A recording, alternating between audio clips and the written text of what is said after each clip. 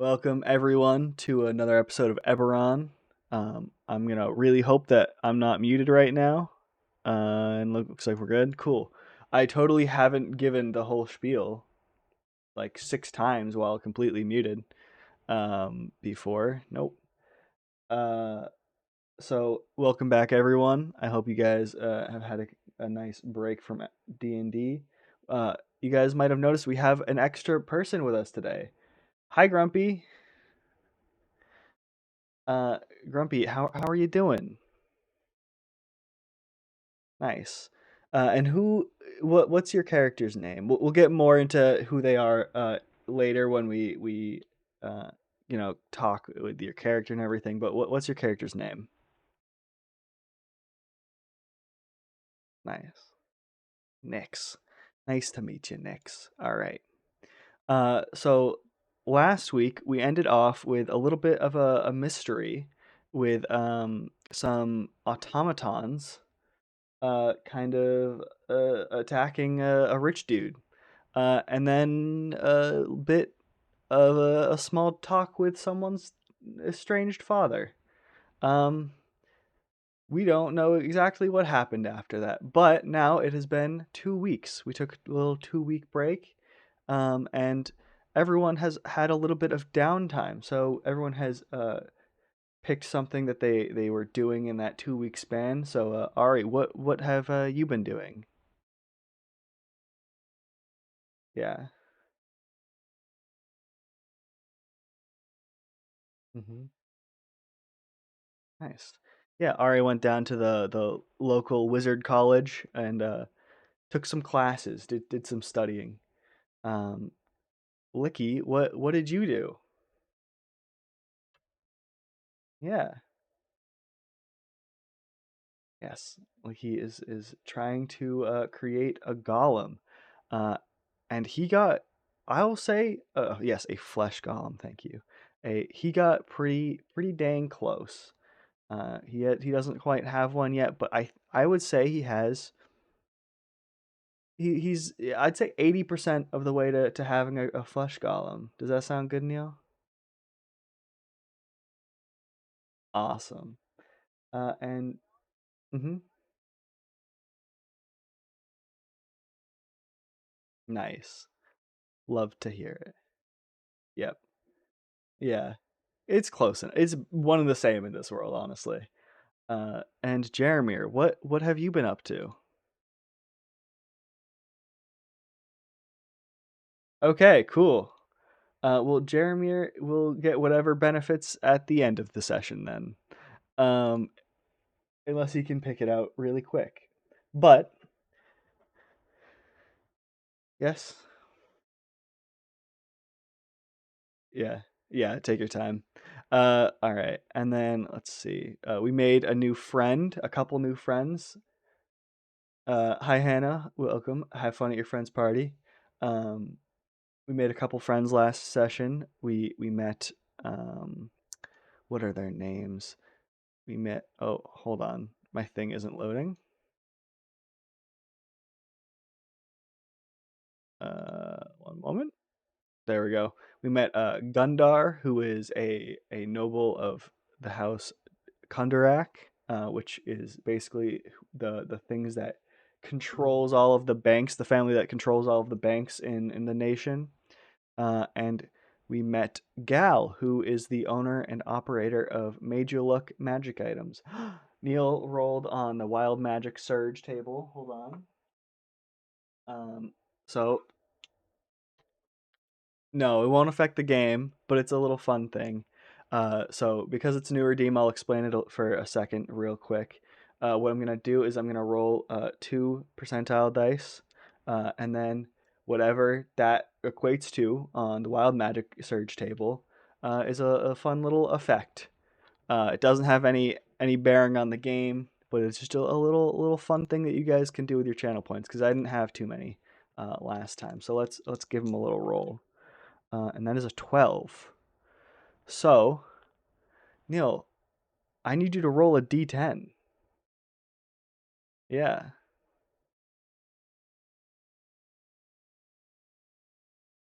four. Your height. uh, changes by a number of inches equal to the roll. If it's odd, you shrink. If it's even, you grow. So it's even, so you grow 4 inches. Good job. You're so tall. All right. So yeah, we made some new friends, and then we had that little break. Gala's looking into the automatons and all of that stuff in the background. So we'll resolve all of that. Maybe this session, maybe next session. We'll see. Depends on where we go with the party. We're gonna pick back up with everyone though after this downtime at the train station. Ari, I'm gonna ask you a little question.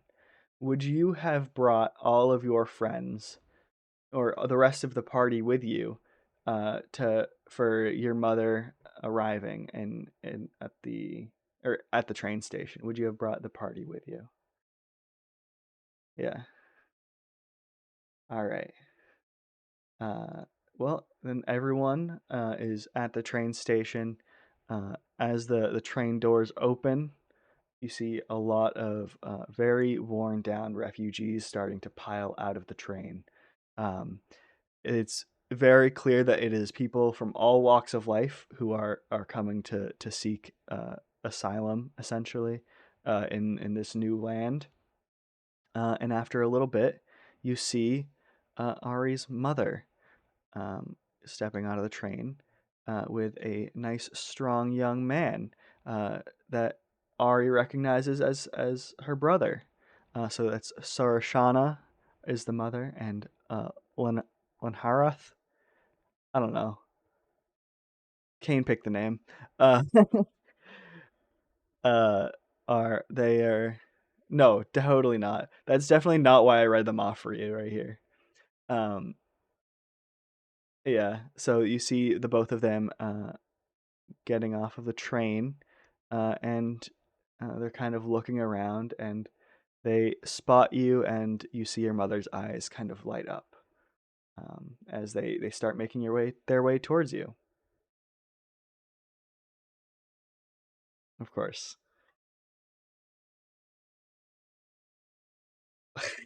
Oh, honey. Oh, great. Okay. Oh, honey, here, father. I know you weren't on the best of terms with him lately, but he made a great sacrifice so that your brother and I could make it out. He's a very noble man, and he did not make it. He seemed to be having a weird conversation with himself as it happened as well. I'm not quite sure the specifics of it, but it was he seemed very distracted in the middle of the battle, uh, and then he fell.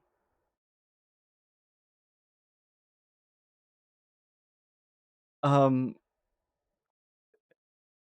yes, but it wasn't long before his body parts started rising and coming after us as well.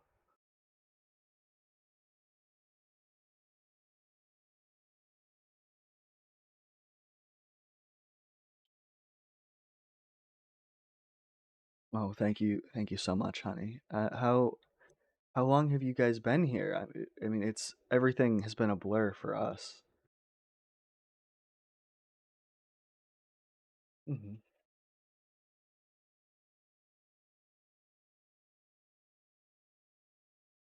Hmm. Well, there a local inn has offered some rooms for us refugees. If you would like to, I would love to spend the night there, have some dinner, and catch up with all of you guys. Awesome. And you guys continue to catch up for a while. And in the midst of it, you guys all see a an elven woman step off of the train. Uh, Grumpy, why don't you introduce Nyx?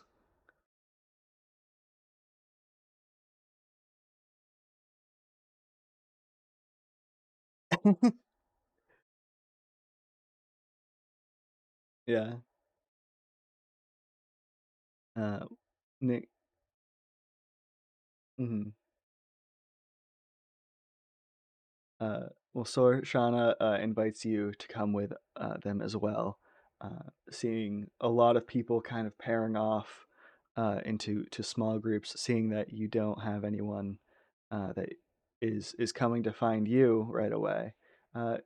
Sorshana extends an invitation to have dinner with everyone as well. Of course. Do you guys have anything you would like to do before you head to the inn, or are you guys just catching up and gradually making your way there?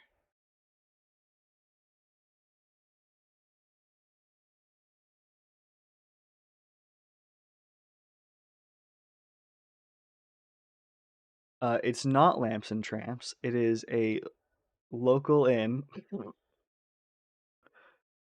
It is a local inn called Wanderer's Respite. It is a bit lower end than Lamps and Tramps, but they have a few rooms open that they have offered to the refugees coming the from Karnath. Yeah. Okay. I appreciate you not saying fuck that. I'm going to Lambs and Tramps by myself.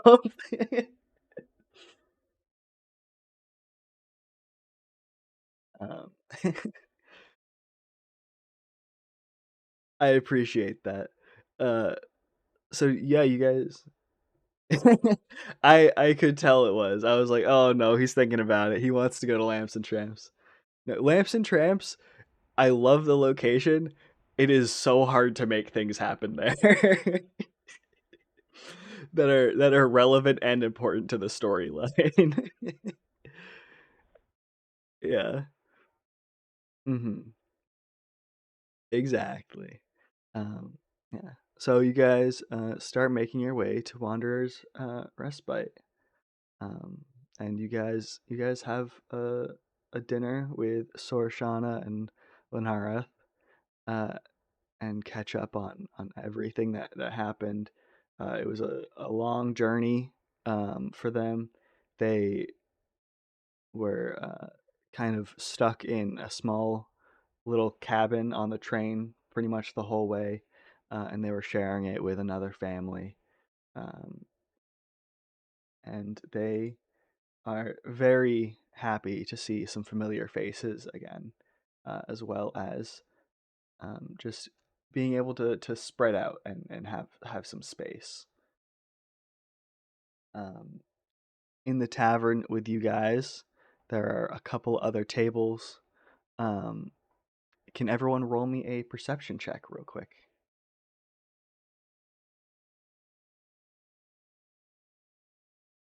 Oh yes. So Grumpy, on roll 20, what you can do is open up your character sheet.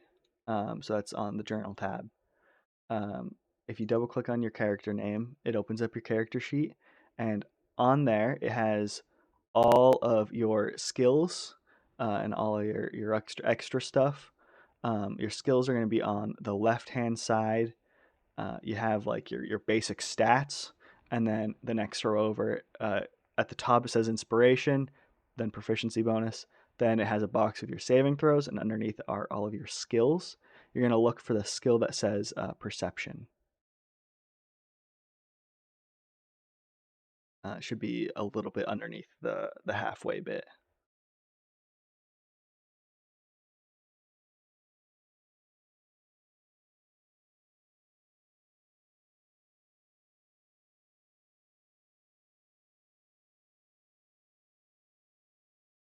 I'll use whatever the first one was if you rolled multiple. Okay, so we got two sevens, an 11, and Licky bringing it home with a 21. All right. And this wasn't too important. I'll be transparent with that because you rolled pretty high, but there are four other tables. One that looks to see another family of refugees that Sorshana doesn't seem to uh, remember too well. There's someone who looks like a merchant with a bodyguard, uh, and then a couple another table with a few armed men. Looks like either adventurers or guards of some kind. And then another man who seems to be fairly well off up at the bar, talking with the bartender and the servers that pass by.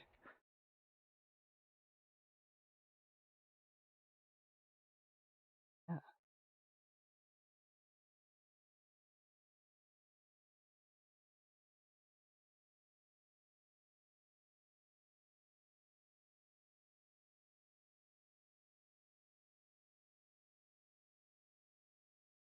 You were just like looking around, seeing what like who all is there. Oh, sorry. There's actually another table with a wealthy man who's sitting and eating by himself.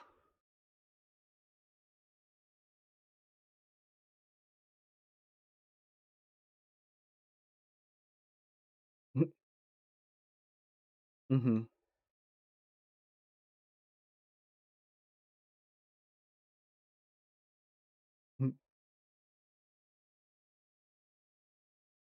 Of course.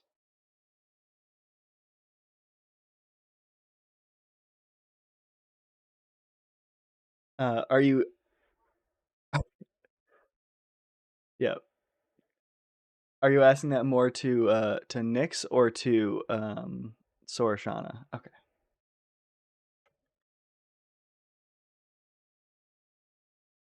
Mm-hmm.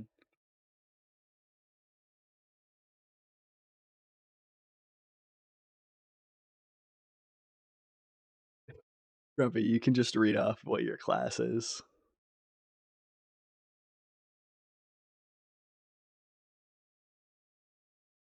You're a rogue, by the way.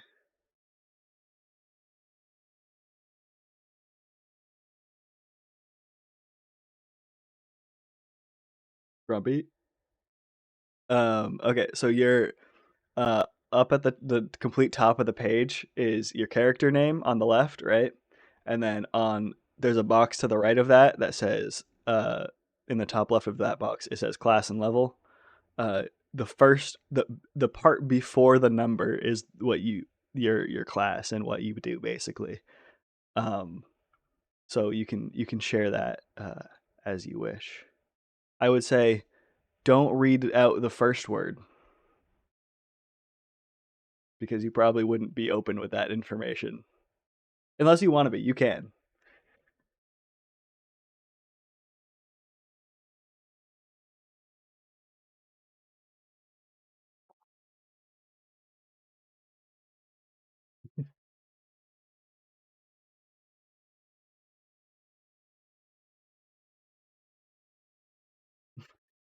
So you're a high elf rogue. Yeah, it's tough at first. You gotta kind of get to a point where you're like, oh fuck it, I'm just gonna say the first words. But so you're a high elf rogue, uh, and you come from a street urchin background. So you can share that as you wish. Uh,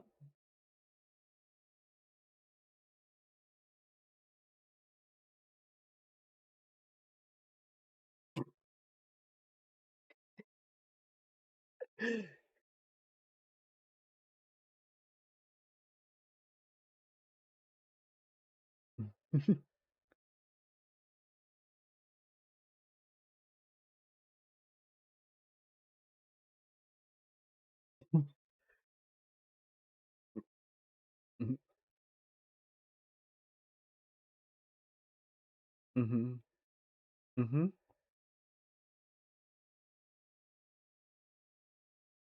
I'm a remake. Hey moth. Hey moths in chat, everyone. You can do this, Neil.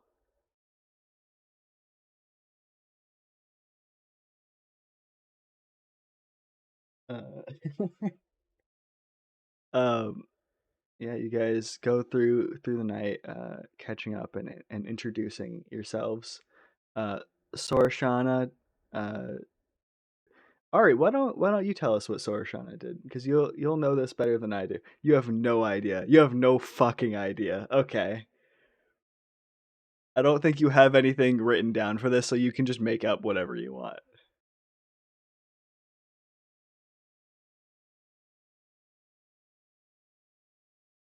Okay. Hi, Holly.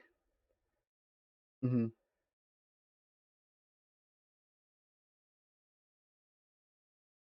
Mm-hmm.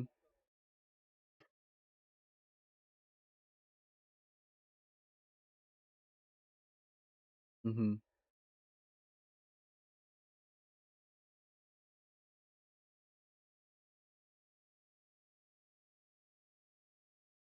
I don't know.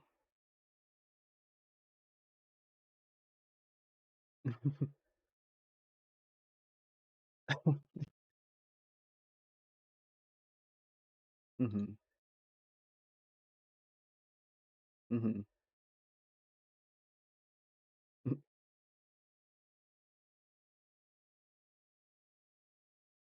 Mm-hmm.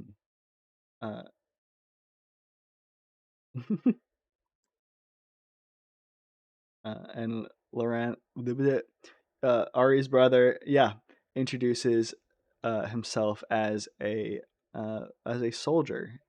He fought in the 100 Year War and uh, came back a different man. Um, oh,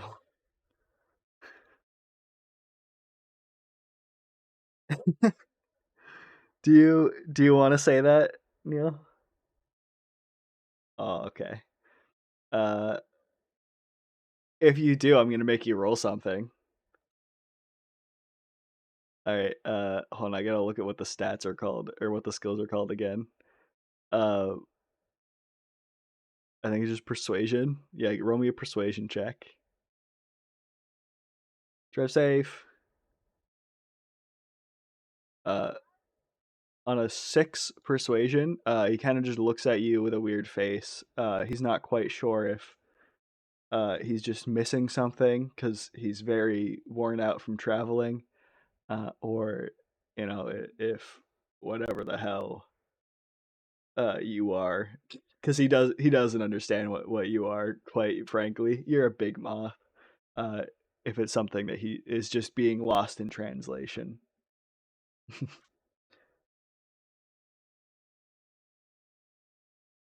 Mm. Oh, he kind of nods along. Yeah, okay, all right. He recoils a little bit. He flinches too. He's like, ah, shit. Yeah.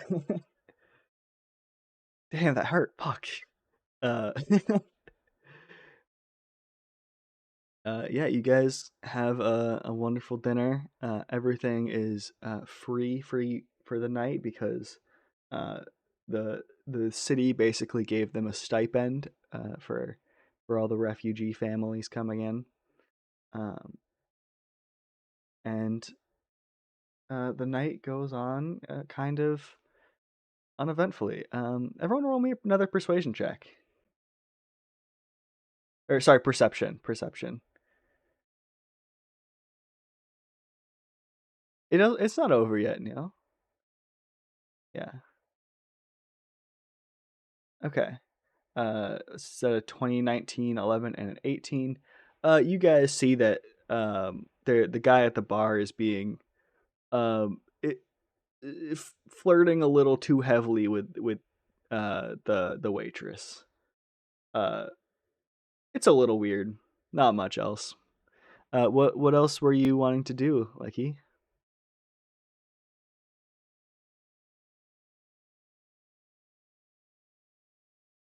Mm-hmm.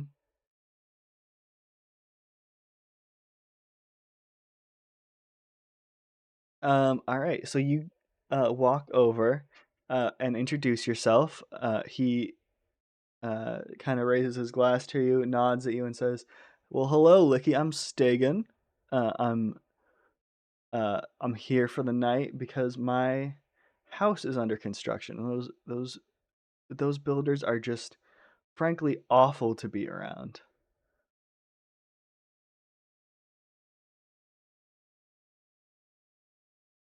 Oh, I'm sorry. Yeah, nice to meet you. Oh, yeah? Oh, that's very interesting.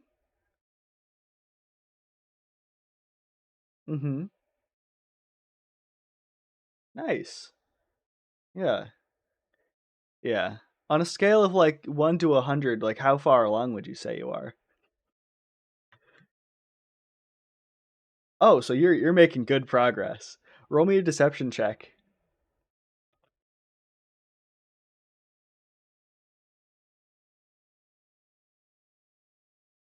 Go for it.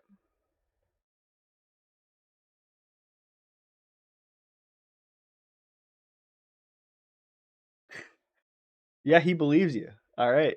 He goes, that's really impressive. Like 120%. So you've already built one then.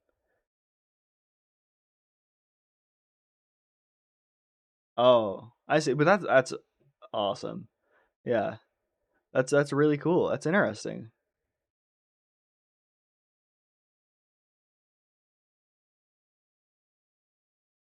You want me to invest what? Oh. Um I don't have a spare leg around that I can just toss your way, but these are already promised elsewhere, unfortunately. Yeah. Sorry to say. My wife.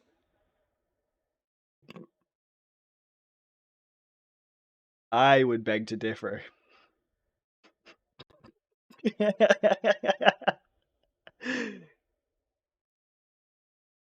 How close? Oh, roll me a persuasion check.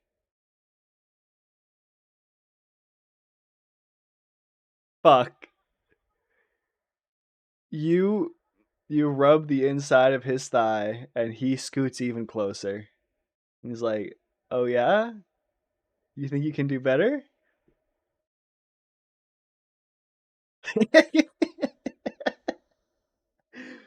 Well, give me a sleight of hand check. This is where it all falls apart. 18. Fuck. Uh, okay. I mean, yeah, you successfully grab his purse. Um, let me roll something real quick. I mean, he might not have it on him though. Yeah, he might not be carrying around all his gold with him. He might have it in the bank as well. Um, I need that. And I'll roll that. Uh, in his purse there are 19 gold pieces.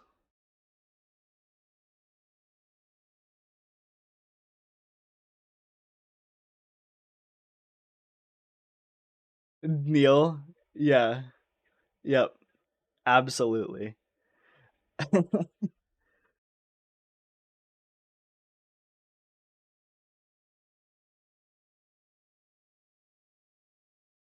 I have a room upstairs.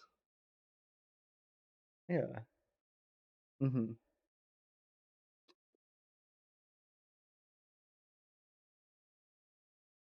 He, he squints at you for a moment, but it kind of shakes his head and dismisses it. He's like, "Shall we go now?" All right. You guys head up to his room. Neil, I want to know what you're intending to do here. Okay.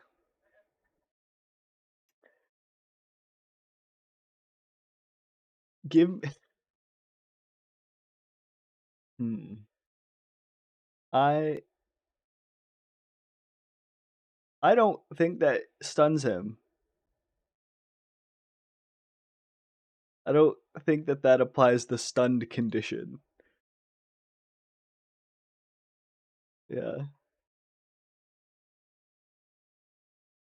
Yeah, I'll give you a minute to read through your abilities and decide exactly how you want to go about it. Okay. Mm-hmm. Well, that's not quite what that means.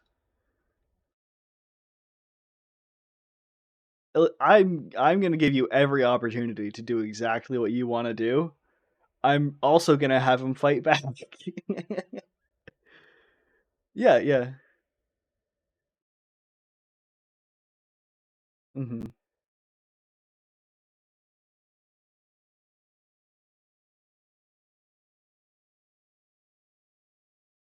You you do not see any woman with him, or Neil, or sorry, Licky doesn't see any woman upstairs in his room.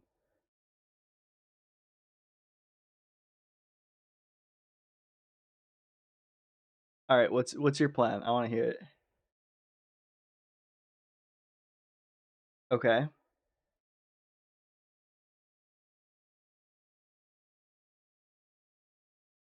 Oh, yeah, yeah.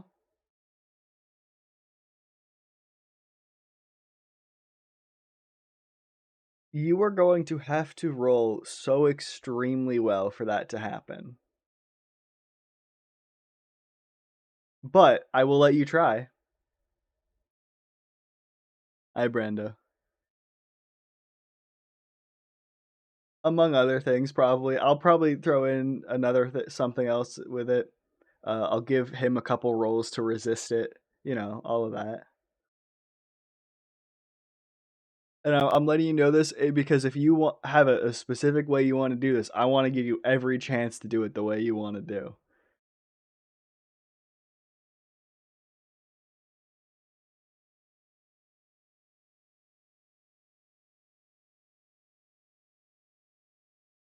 Read to me the wording of major image. I don't have it memorized.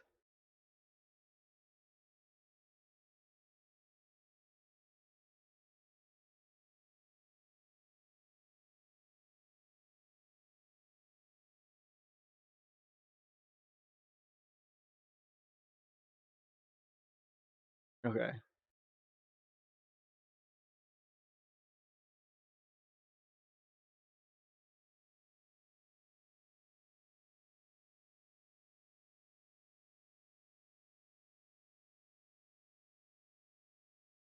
I'm having a great day, Brando. I hope you are too. Yeah, I mean you can do a lot without physical touch. I'll like you can do your best. Yeah, and then chop off his. So actually, I have another question. Are you planning to chop off the legs like at the bottom of like where are you cutting here? Are you cutting off each leg or are you cutting like the pelvis and down?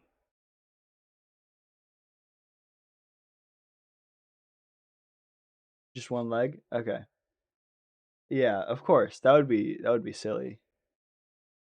Yeah. Hmm. Also, no, of course not. Also, Licky, I'm gonna give you a chance to roll an insight check on like what might happen if you try this. You don't have to if you don't want to. Okay, cool. Then yeah, I mean, if you want to put on a little bit of a show to like woo him and get his guard down first, you can absolutely do it. I'll say it's a performance check if you use what was it, major image? Then you can do it with advantage.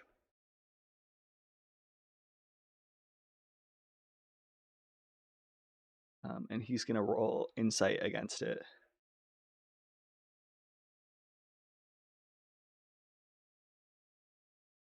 Oh yeah, that is a spell. Roll a d20 for me.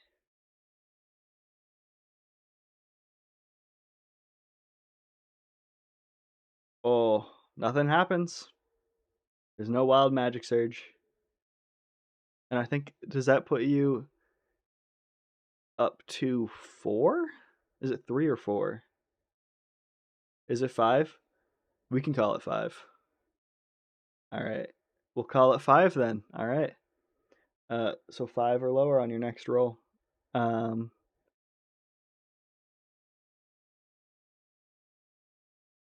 You will have to check that.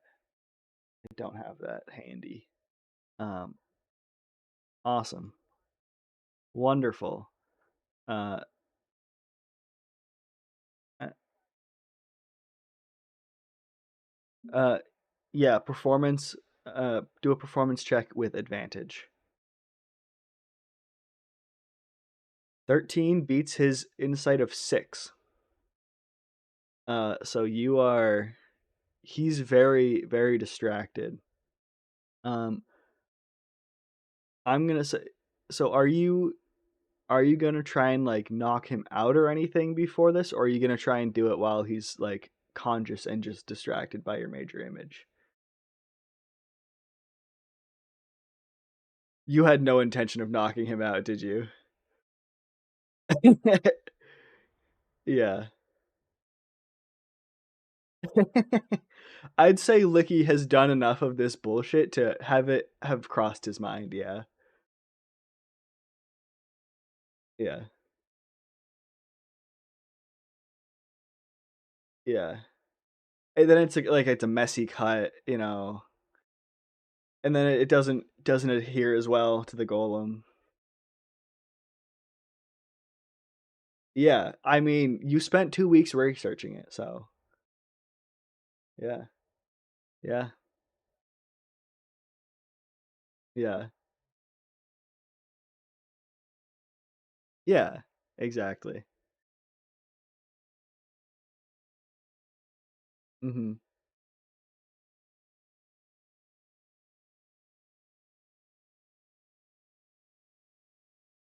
All right, that is gonna be an attack roll.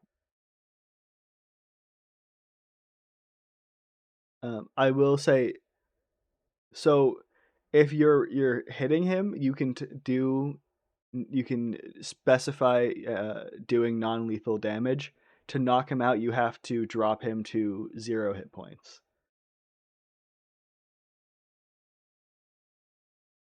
I mean, he's just a dude, so he does. It's not like he's a high level adventurer that has a whole bunch, but you still have to get to his hit points to knock him out. And if you don't, then he will have a turn to like scream for help or something along those lines.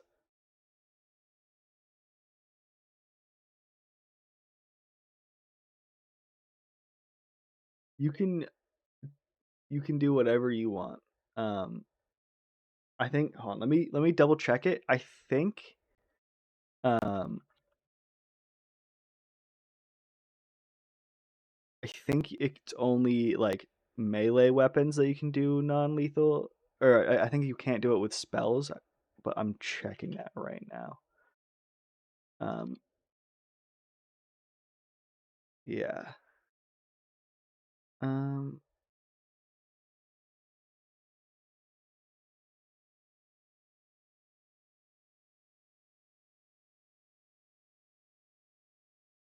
all right. Take care, Holly. Uh, so if the attack is range or a spell attack, you cannot use non-lethal damage. But if you are doing melee damage, you can.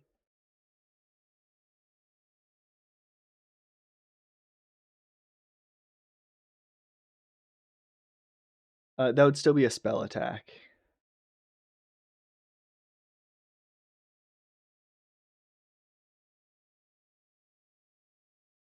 It should be whatever your dagger attack roll is. It should have its own thing.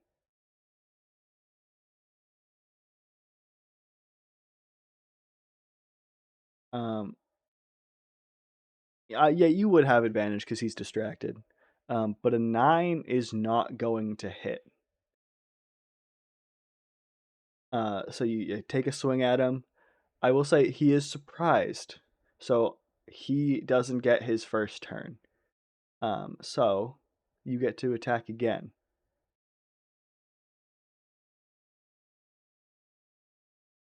Do you, I was gonna say you can try and convince him.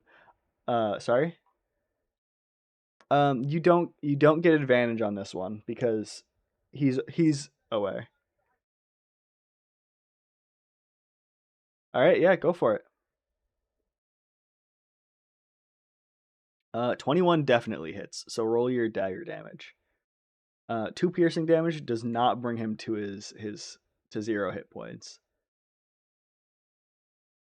You still have a bonus action um and movement if you have some crazy thing you want to try.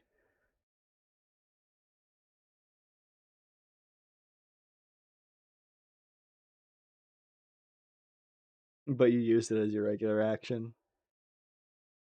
Hmm.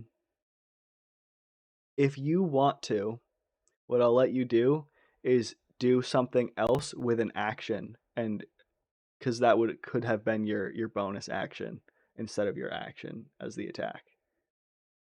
Because it only takes a bonus action to do that. I mean, so the time it takes to attack someone with a dagger with your offhand is a bonus action. So if you want to say that is what you were doing, you can. You don't have to if you don't want to.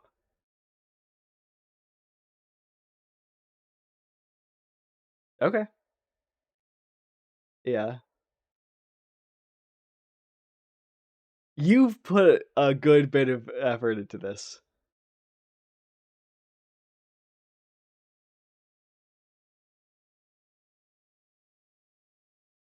Right now, everyone else is downstairs at the table still. Sorashana is asking, so how do you guys all know each other? How long have you guys been your little group thing like this?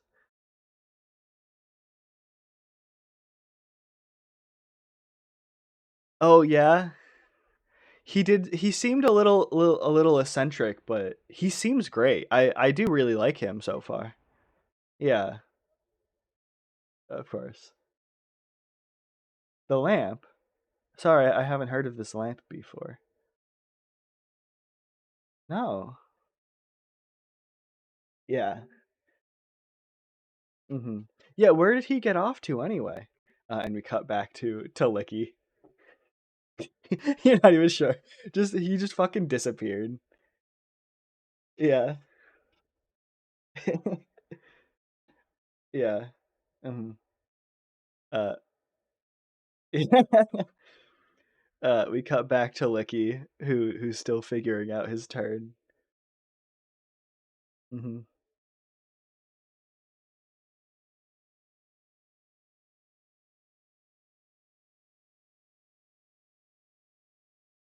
What is that? 3d4? I don't know. Roll an insight check. Hmm.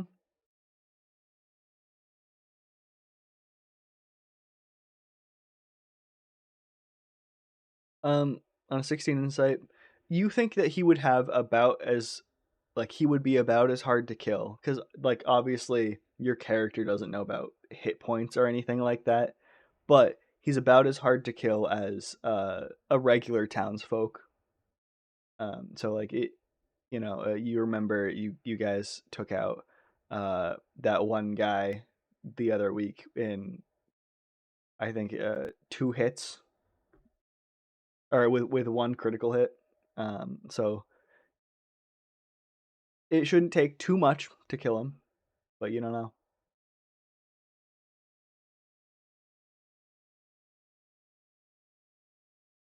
I mean, it was successful. Like no one got caught. The dude's dead.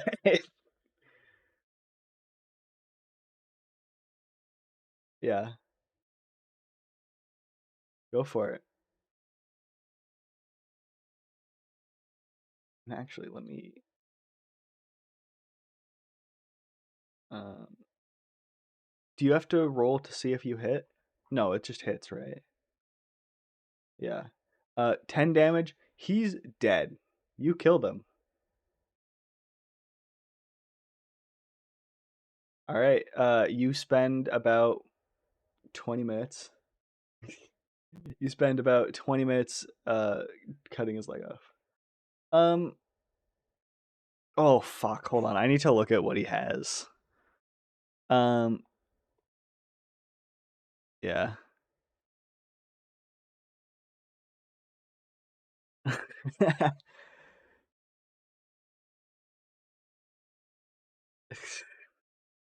You find on him uh some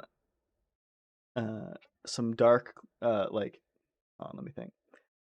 So not directly on him, but in his room, you find a dark change of clothes, like completely all black. And on him, you find a set of thieves' tools.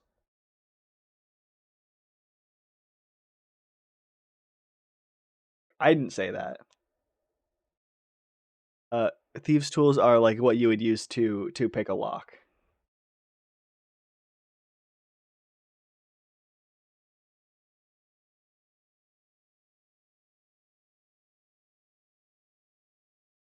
Mm-hmm. Maybe.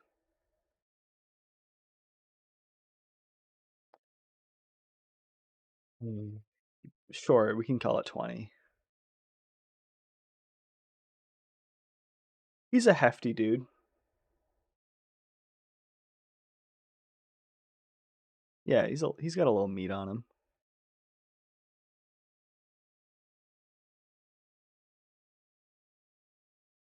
Um, I think so. Yeah, it's 10 times your strength. We can call it. We'll call it 15 pounds for the leg. Yeah. Okay. Oh wow. Uh,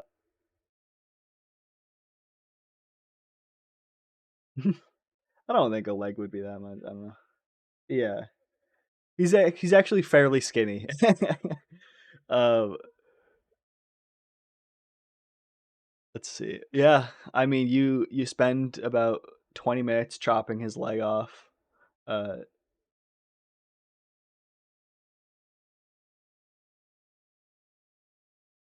specify some shit. The bedding.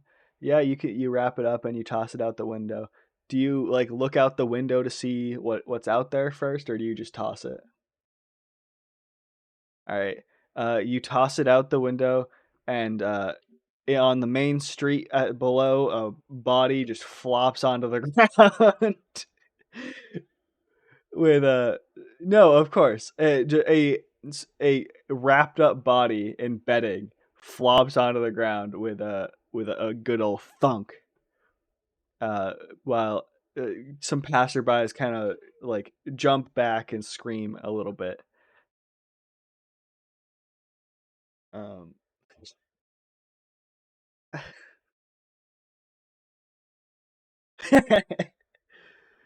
do you Do you take any time to clean yourself up, or are you covered in blood? Very clean. You licked yourself clean after? Yeah. All right. Yeah. Cool. You come back down and join the party, and about 5 minutes after, you guys actually before Licky comes down, you guys hear screaming outside. Do you guys want to investigate or anything, or are you just chilling?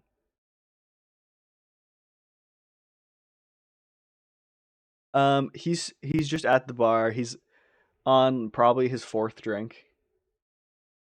Yeah. He's having some nice peanuts as well, and just talking with the bartender.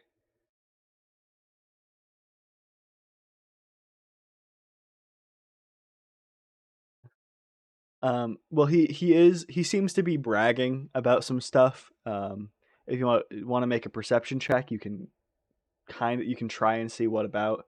But um there was the waitress, and then there's also a bartender that he's talking to. The bartender is a guy. The waitress is a woman. He doesn't seem to be as interested in the bartender, but he's not ruling it out.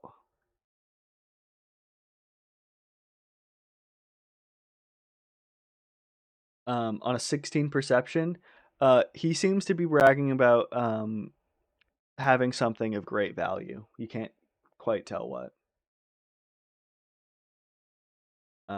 And you kind of make out that he's a merchant, and that's why like he has something that's expensive, and he's expecting a big payday.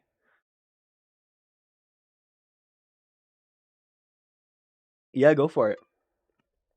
Make a so you if you want to go up to him and talk to him, you can make a sleight of hand check. Or if you want to make like try and like not be seen by him, you can make a stealth check followed by a sleight of hand check to actually grab his purse. Um, but so he immediately sees you, but if you roll me a performance check as well. I want to point out you get a +6 to stealth and you got a 7, so you rolled a nat 1 on that. So he immediately clocks you. You stand up, he's looking straight at you. On a 7 performance, he's like, "What? Why are you moving so weirdly? What's going on, man?"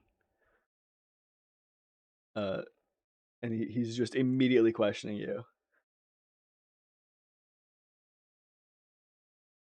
All right, the you kind of like make your way by him and like you fake stumble onto him and like catch yourself on him. And with an 18 sleight of hand, which the only reason this is working at all is because you rolled very well for that. You grab his purse and make your way off. And he's just kind of glaring at you the whole time.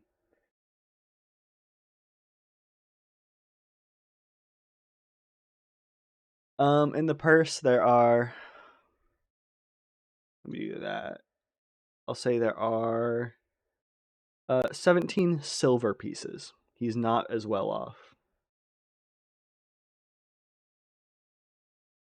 Well, he has a valuable like item. It doesn't mean he's necessarily loaded right now. Yeah.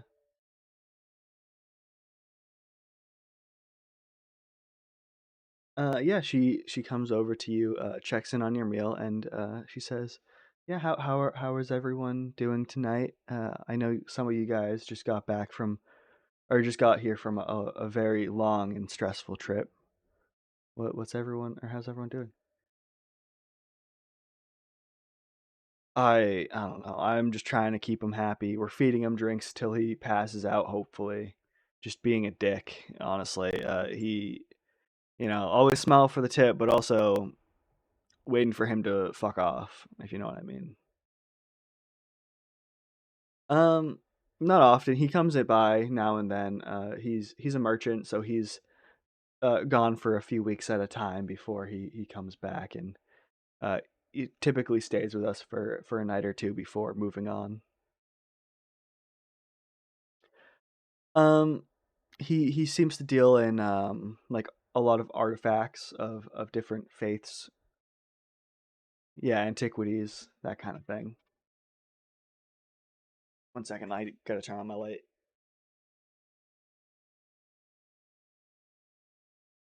The great lamp above, it's right above my camera, so I get to look up at it every moment and feel the warmth enter my body. Yeah. All right.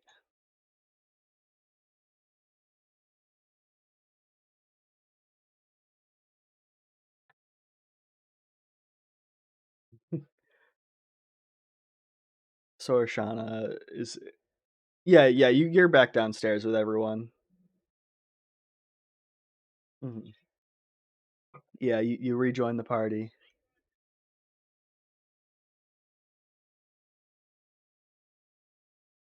Yeah. What is this great lamp? I'm interested.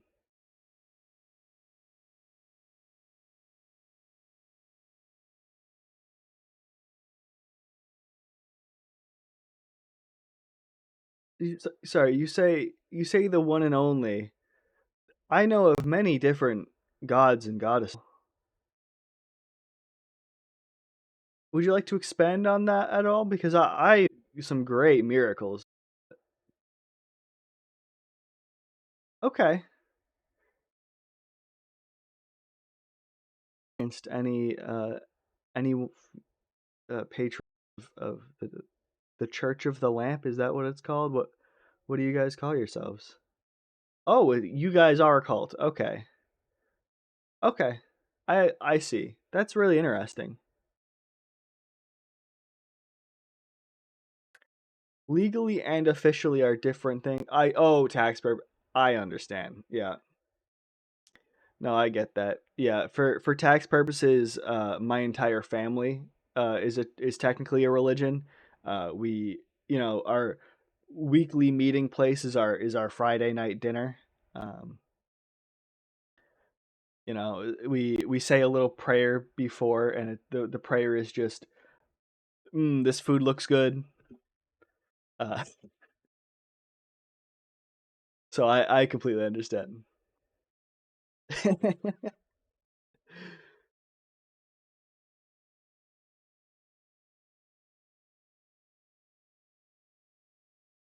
hmm Well, I'm always interested in learning about new faiths.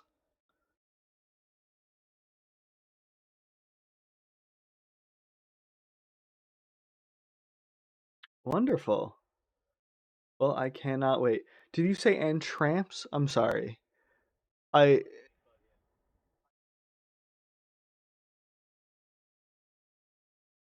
mhm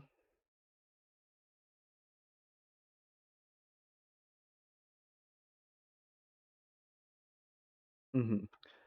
You guys noticed that the other refugee family has already finished their dinner and went to bed. But the rest of the patrons are still downstairs having a good time. As you guys begin to wind down for the night. Um, hmm. I'm still trying to decide what the hell I'm gonna do about Neil throwing a body outside. Um,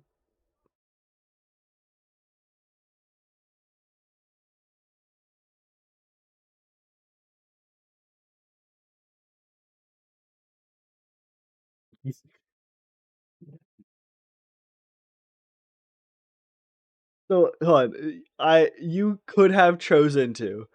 A rogue doesn't necessarily mean a thief. I want to be clear, but yeah. Well, I'm explaining for Grumpy because I don't know how much he knows about like the different classes. Yeah, a rogue doesn't necessarily mean a thief. Just like someone who's like very dexterous and like good at like manipulating things with their fingers. Yes, a rogue could be a thief. Um, yeah. Um, mhm. So yeah. So you could have introduced yourself as a rogue, or you could introduce yourself as whatever else you wanted to.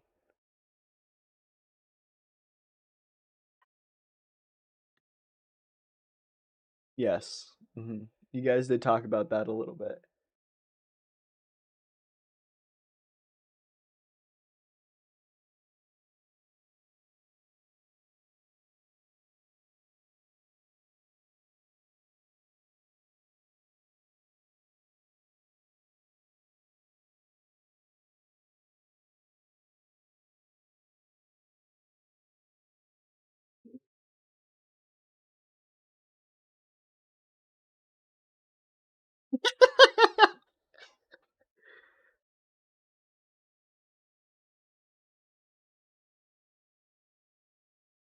Grumpy.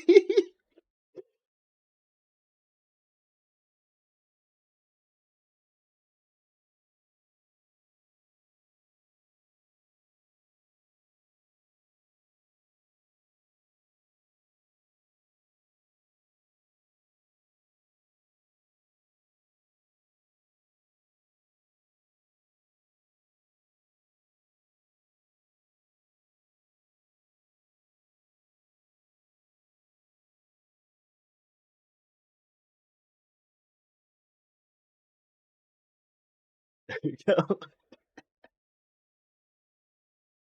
Perfect. Okay. So Neil, you hand over your the thieves' tools that you just found, or yeah, yeah, a lot less confident.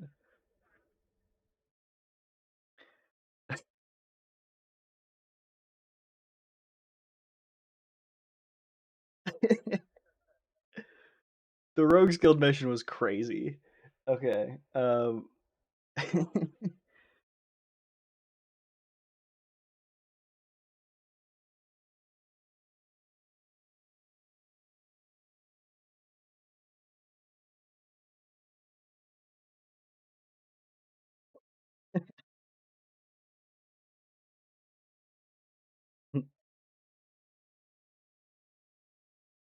Yeah.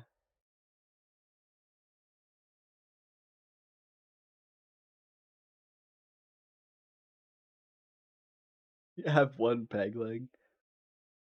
There's nothing alive about this leg. I want to be clear. That dude is fucking dead. uh, uh,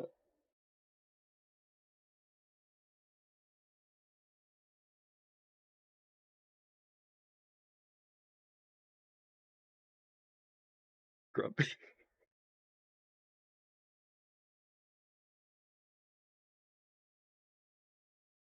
Oh my god. No, you're good. The this is just a phenomenal interaction in its entirety.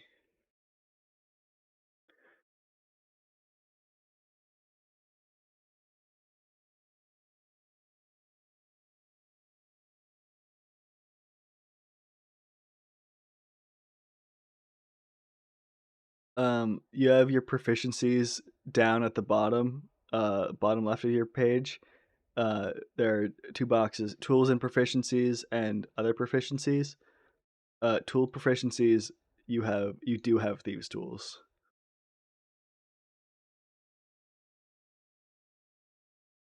Yeah, no one knows this except for you at the moment, but you do know how to use them.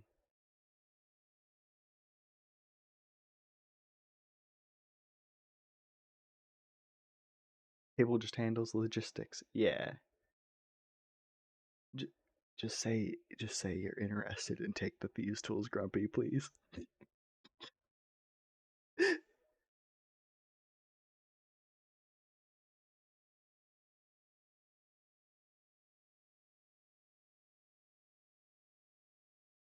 Something like that. Yeah. 17. You know that it was 17. You can just say less. You can lie.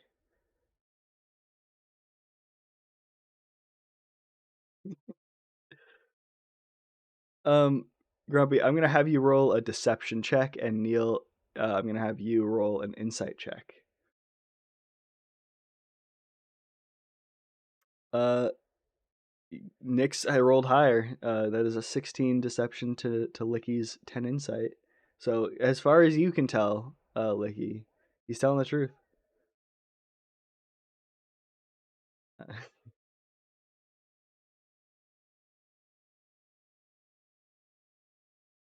I have no idea. Let me look it up real quick.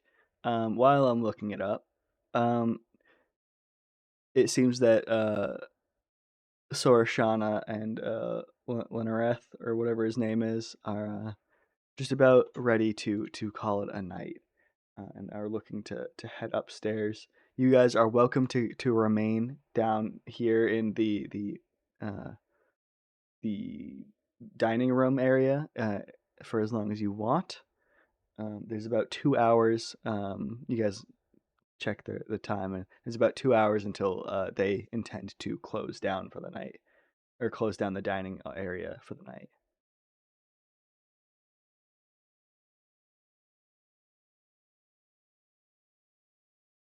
Okay.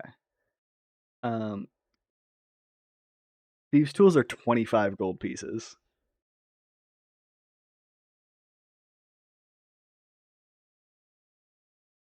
Okay. Yeah, you bring them upstairs. You say good night and everything. You guys have a separate room. Ari, you're welcome to stay either with the party or with your family. There is enough room in either for that. Um,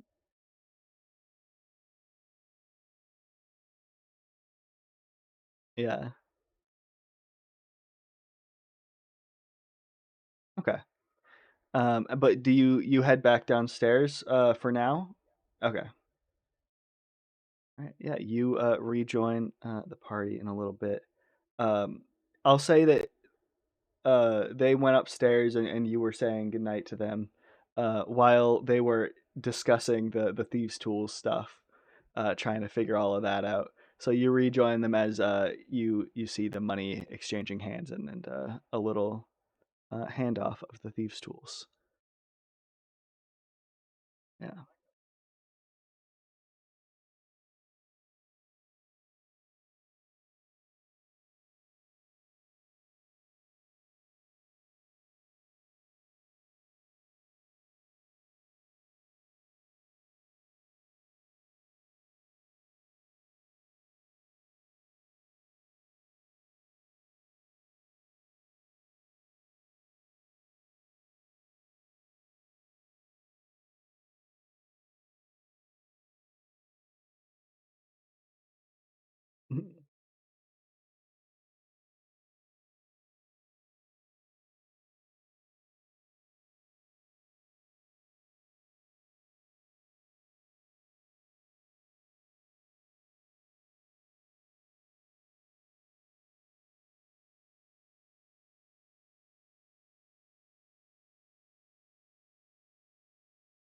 Yeah.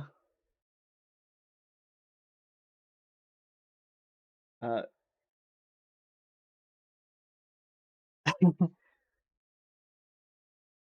uh, the waitress brings out another round for everyone, and I think overhears you say that and says this one's on the house.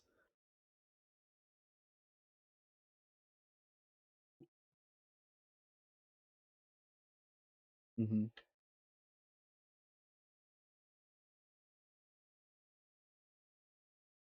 Um, yeah, if you guys want to um try and drink this guy under the table, I'll say you guys have to make Constitution saving throws. The DC is gonna start at 5, and then every drink is gonna be it's gonna go up by 5.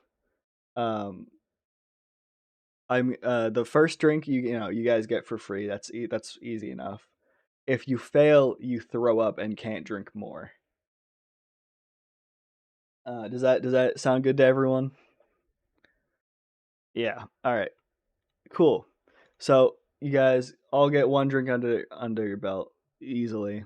This guy's starting his fifth drink as you start drinking for the night. You guys all are rolling your Constitution saves. Licky gets a 22. Jeremy gets an 18. Grumpy gets an 8. Ari gets 11. Everyone passes. Nick's kind of barely passing though. Um, but one round in, uh, that's funny. I didn't even notice that. Everyone gets one round in, or 2 rounds in technically. You get your first one free. Uh, Second round, everyone drinks. Third round comes out. You guys need to roll again. DC for this one is 10. Uh, Ari and Licky both cannot handle it. Both throw up and are out for the night. Fourth round comes out. This guy's still nursing his fifth drink for the night, so you guys are catching up pretty quickly. Fourth round comes out. Uh, Nix and Jeremy need to roll one more time. DC is 15.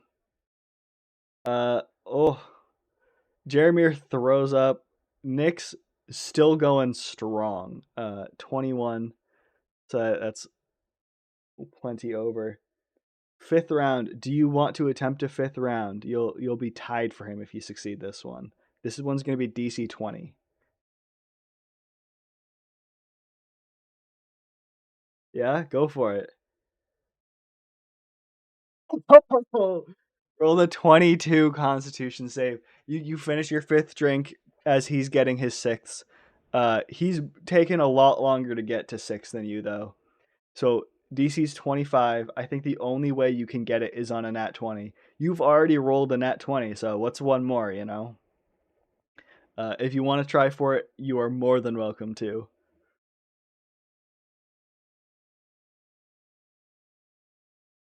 Yeah, you gotta try. There's no downside for failing. Uh, with a 13 on the last Constitution save, Nyx throws up as well. The waitress kind of laughs and says, "You know, that was great, guys. You got further than I expected, but I think you guys earned all of this on the house. You guys tied him at the very least." Yeah, you guys are all vomiting. The waitress doesn't have to clean it up, so she's like, "Fuck this, I don't care." But the bartender's looking over, kind of pissed that that the waitress is offering that. He's the one that has to clean it all up. I don't know, probably like a gold piece for all of it.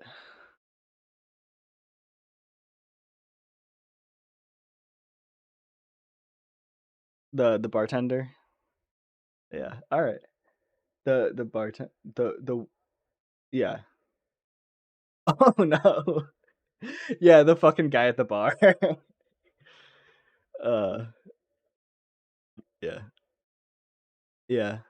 He kind of nods and like, begrudgingly smiles and it's like, all right, this is fine. You know, the gold piece tip, pretty good. Uh, yeah, no, yeah, exactly. Yeah, yeah. But that did pretty much close out. The only person left, let me check who it is the um the bodyguards who are about as drunk as you guys are now. Um, and everyone else has headed upstairs, including the man at the bar, and it's just about closed. So if there's anything you guys want to do right before you guys head to bed, you can. But you know there isn't time for like another round.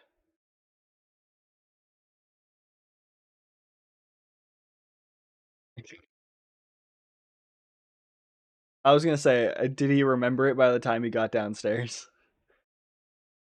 All right. So do you guys just head upstairs, or are you guys looking to do anything else for the night? Yeah. Uh, yeah. All right. So you guys all make your way upstairs to your rooms. Ari joins her family, and the rest of the party heads to the separate room. It's on the same floor, a couple rooms down. Um, Ari, as you enter, you see that your mother and your brother are both out cold already. They are exhausted uh, and are very happy to be taking this rest. Yes. Mm-hmm.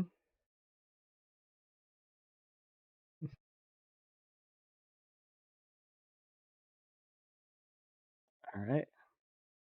The rest of the party, do you guys do anything besides just crashing and hitting and falling asleep?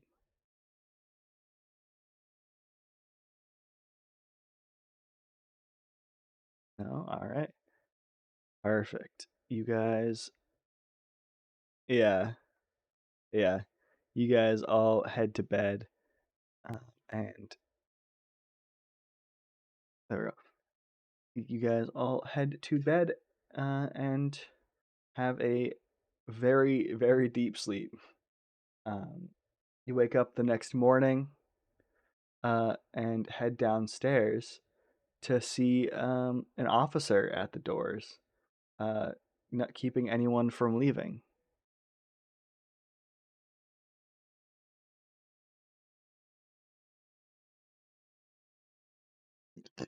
Are you speaking in that accent?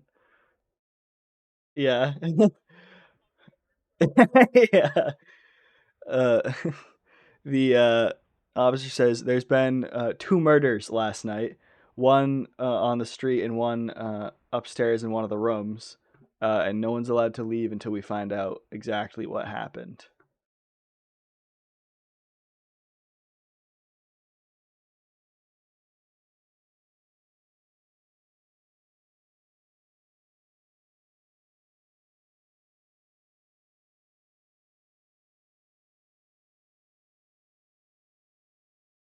I mean, it's like a town guard. Like it's not the establishment has nothing to do with it. I mean, you listen. You're welcome to file a complaint down um at the military bureau. They handle all of this. Okay, very well. Uh, he says, "Listen, we kind of have our hands full with the body outside. You guys were here last night. I can see you guys are some adventurers. Would you guys be willing to lend a hand and help us wrap this up a little quicker, so we can get you guys all out of here?"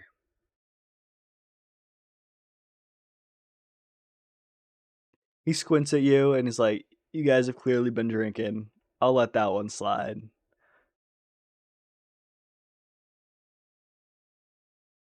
Yeah.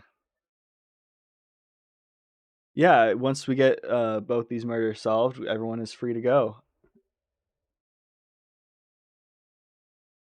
Well, which one is the other one? Because there's one out.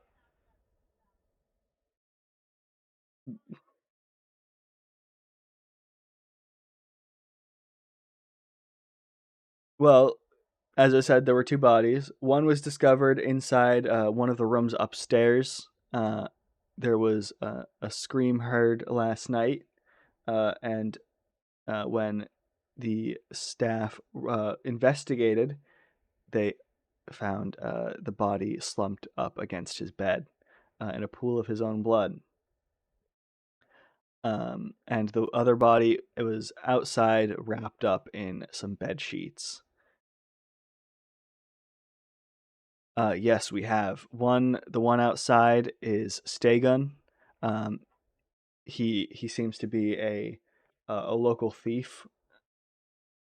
As and the one upstairs was, let me find his name real quick. I'm sorry. Was Chillman, a traveling merchant who comes through here quite often, and is well respected by the nobles of the city.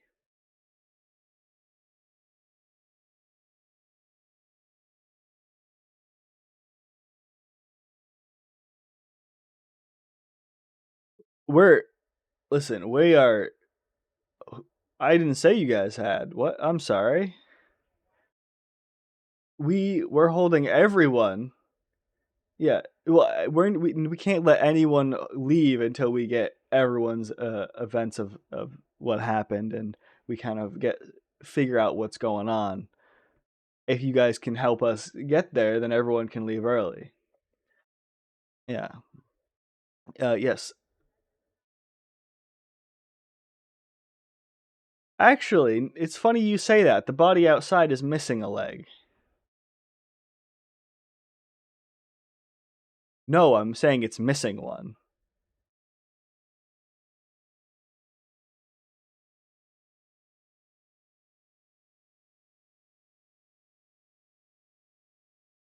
I'm not quite sure. We, yeah, Ari's family is kind of scared a little bit now. Uh, the guard says, "I'm not quite sure you guys helping is such a good idea with this anymore."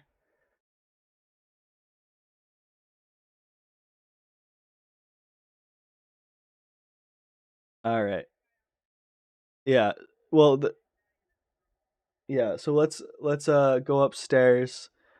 We can check out the crime scene there. And he gives you a key to a room, and he says it's the third room on the left, on the first floor. Uh, just don't mess anything up, and take a look and let me know what you guys find.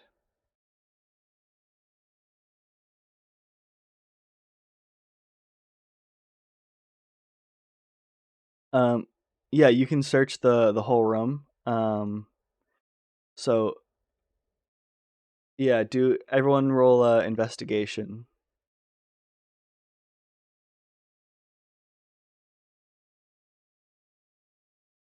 Um, it's 11, 11, 19, and 15. Okay. So I will say, Nyx, you find some, sorry, you guys all find some boxes and his belongings with his usual stuff in it. A couple like necklaces and some jewelry that looks like they're kind of separate that he's planning on selling. Um, Nyx finds, as well, in addition to all of that, um, a little kind of um, a little carrying case that has a cutout inside of it that is completely empty. Um, that looks like the right size for like a small statue.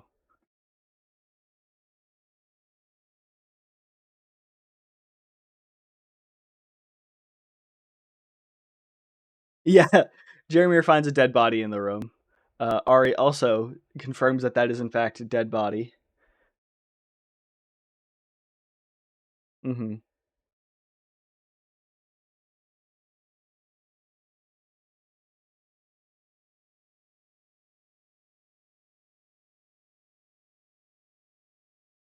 And I'll say Ari's family returned to their room.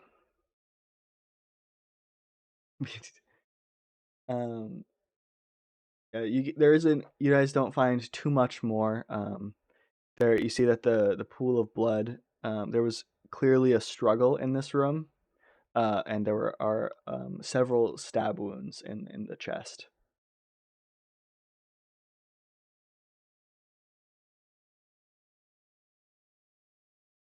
Um,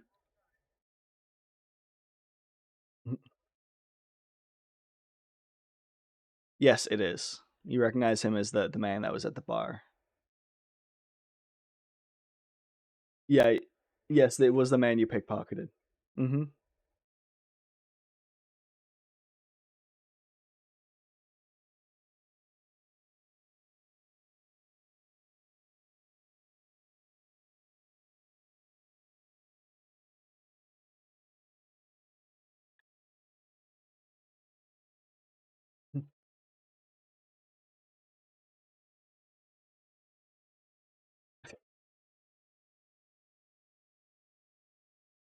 A battalion of 20 armed guards comes storming in.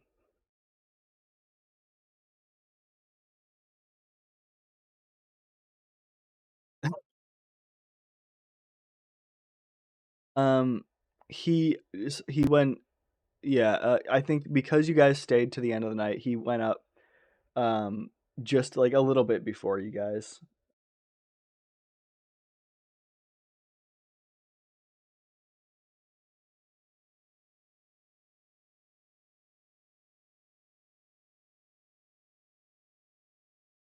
It's a group of three. Sorry.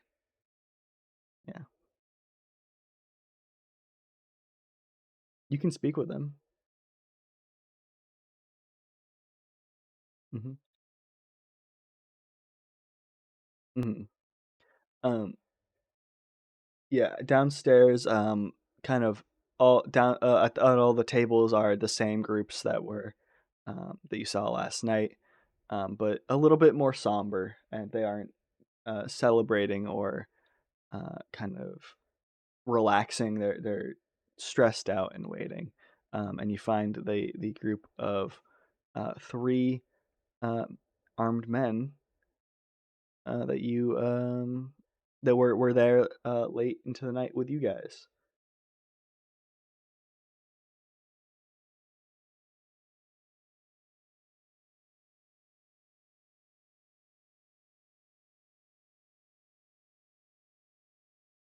I mean, we were down here drinking with you guys just as late as you guys were. We uh we were we can't lie, we were pretty drunk at the end of the night. We don't remember everything too well. Um but we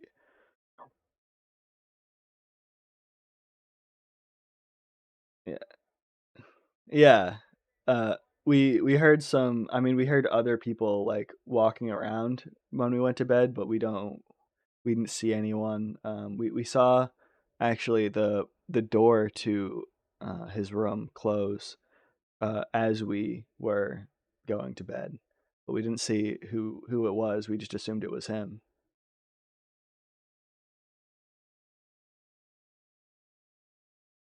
Yeah, they all have locks. I mean, they're not. You guys kind of would have figured this out with your investigation of the room earlier. They're not super nice locks. Like you could get through them pretty easily.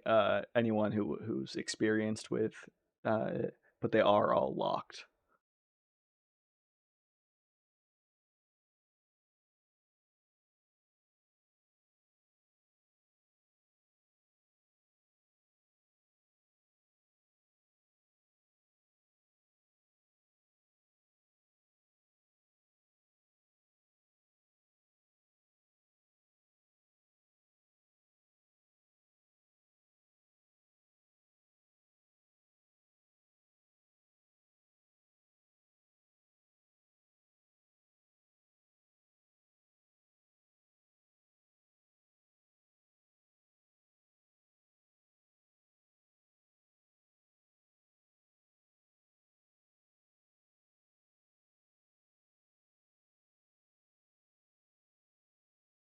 Are you presenting this theory to the guard, or are you just theorizing amongst yourselves? Yeah. Okay.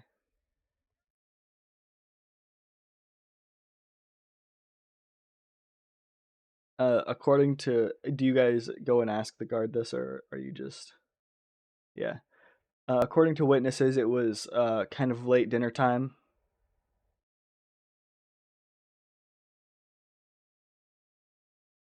You guys heard screaming and didn't think to look.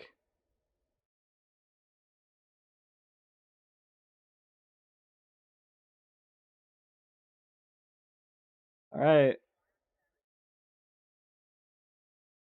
you didn't.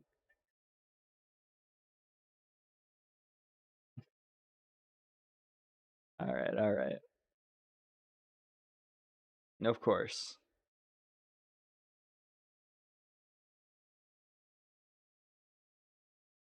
I mean, there's. Sorry, go ahead. Mm-hmm. There are still three more tables of people to talk to, uh, and kind of get their accounts, as well as you could interview the staff as well. All right.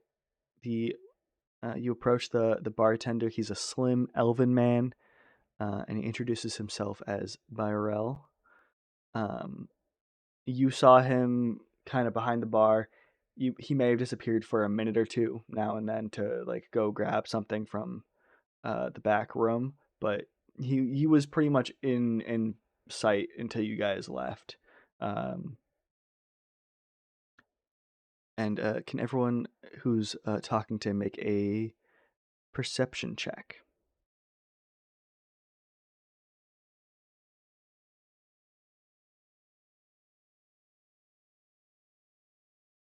You don't notice anything.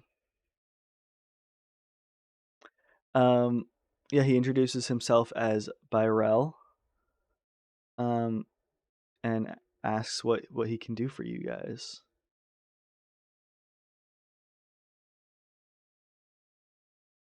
Thank you.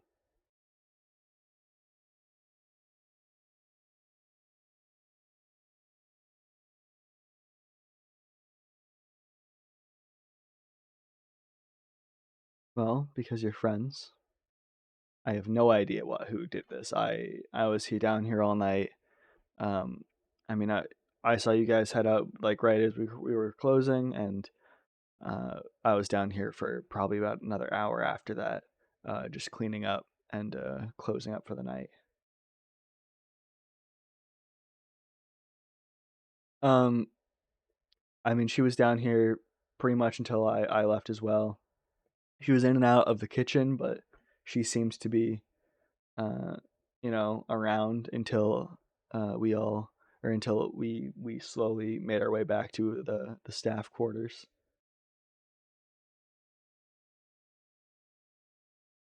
I'm not too sure. You'd have to talk to the chef about that.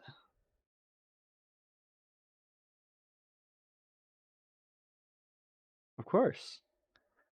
Do you guys head straight to the chef, or are you still talking to the bartender? No, you're good. Okay, cool. Hmm.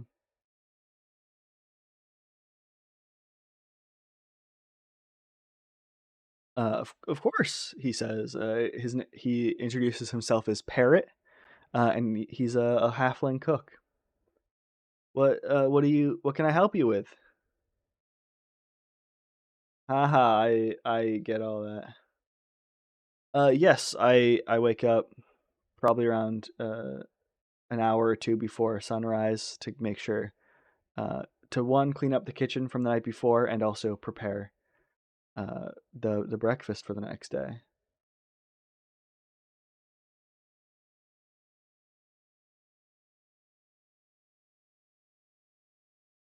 I was missing a chef's knife, which I figured I had just misplaced.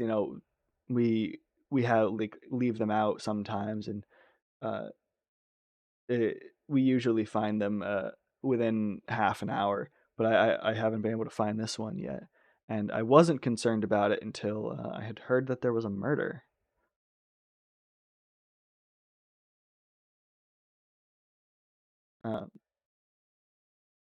Um, I left right around close. I typically get back a little bit before the rest of the staff since I have to wake up so early. Right around close, we close the kitchen before everything else. I spend a little bit of time cleaning and then I head back to my room so I can get some rest.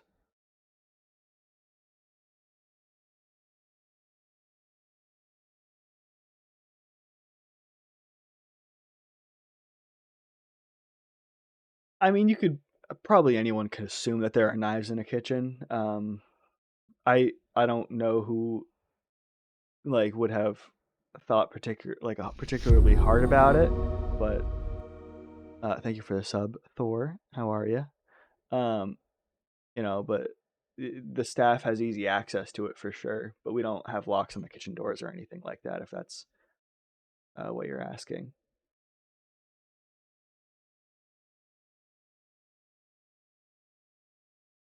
I mean, it's about a standard chef knife. It's probably about yay big. Yeah, that sounds about right.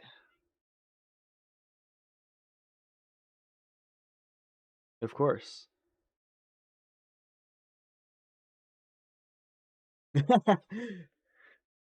Yeah.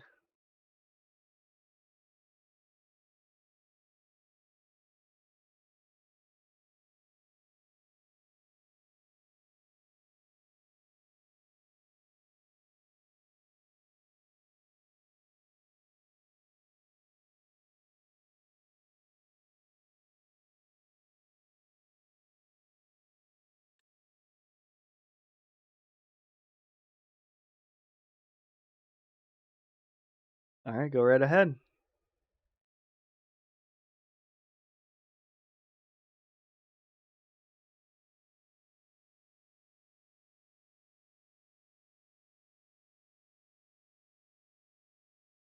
Yeah, of course. And you notice she's a tiefling waitress named Kayla, um, and she's like, "Ugh, I mean, I got out of here pretty quick after close. I stayed to clean a little bit, but I mean, with all I left before all the throw up on the floor was cleaned up.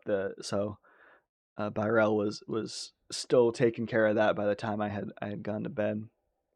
Um, I did. I didn't fall asleep too quickly. I couldn't sleep last night for some reason. but I heard some footsteps probably half an hour later. I have to assume that was Byrell coming back.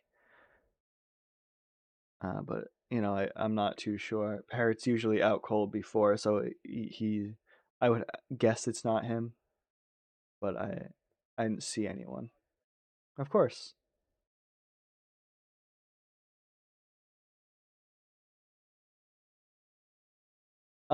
They sounded like footsteps. I don't know. I was falling asleep, so I they didn't sound like an ogre. If that like they sound like footsteps. Yeah,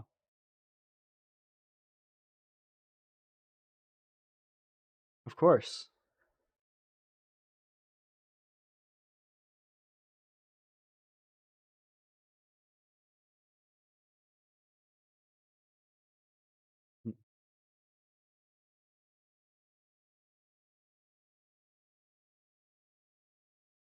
Um, you are able, if you choose, to investigate some other rooms. Like you could look at like the staff quarters. The guard was like gave permission for that. Yeah, yeah. So they each you go down to the staff quarters. It's it has a shared common room with a couple small bedrooms off to the side. Um, or they're sorry, three small bedrooms off to the side, one for each of the staff. Which one would you like to choose with? Door number one would be Kayla's room. You see some beautiful decorations on the wall, and you guys can roll investigation.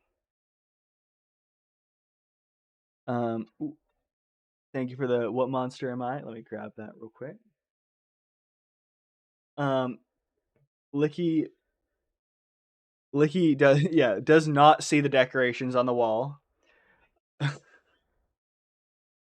Yeah. Mm-hmm. Uh, you guys don't find anything that seems super important to the investigation. Um, it seems that there's enough decorations around that they're probably living here for most of the week. And thank you for the what monster am I? So how this works is I'm gonna roll percentile dice, and then I'm gonna open the monster manual to whatever page, and then you are going to be whatever monster is on that page. So that is 13. I don't know if it has things on page 13. It does. Thor, you are an aboleth. You look like that. It's really fucking cool. Uh, you are a big ass scary dude. Um, a large aberration. So you enjoy. I don't know. It's some alien shit. I guess. Hell yeah. All right. Door number two is Parrot's room. Uh, the chef. Um, Actually, no. I'm gonna say door number three is Byrell's room, and then the chef is on the end. All right. That is a 12-2. Licky has not been paying attention at all to these rooms. Yeah, exactly.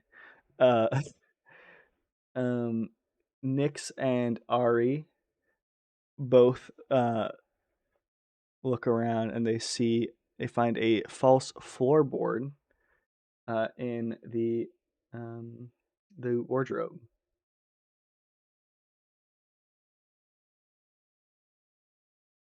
Hmm. You guys find a knife, the missing knife from the kitchen. There's no blood on it, but it could have just been cleaned.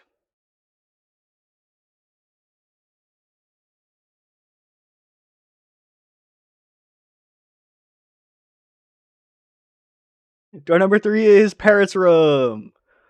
Uh, You walk in. It's mostly plain. A little decoration, or sorry, a little messy, but not much decoration. And you guys don't find anything interesting.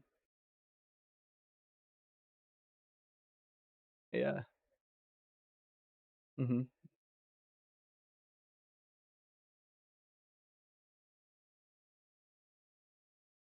Yeah. Yeah. Someone grabs the guard. He comes in and he notices the knife. He's like, all right. So what's the story here?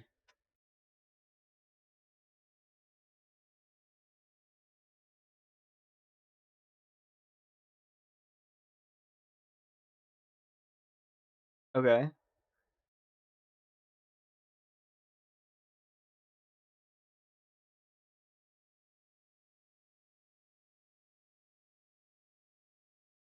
I mean, all right. That we're still figuring out the body outside. So far, we have nothing about that. But yeah. Let me know when you have a little bit more. I guess. And what's up?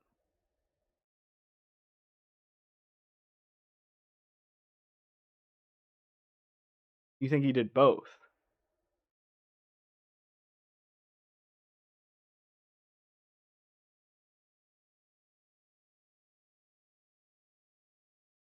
Okay.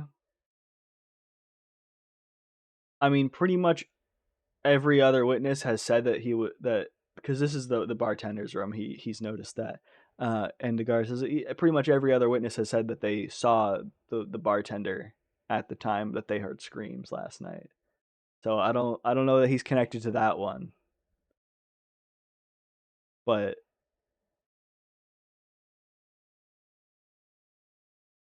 so you think it's the chef?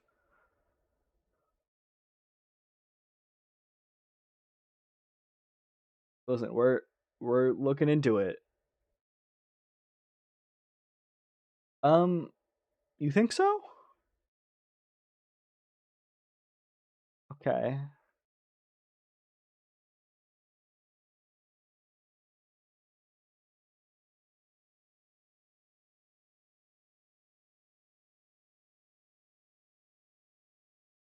Yeah, it was like a carrying case. Yeah.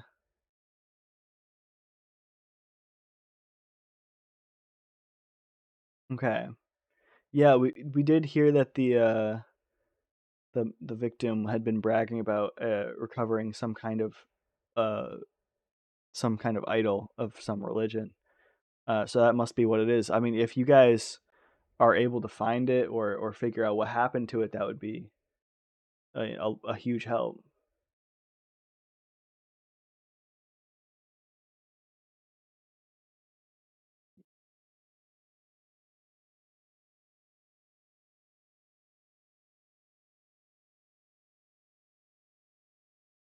I mean, it wasn't the guy outside, that's for sure.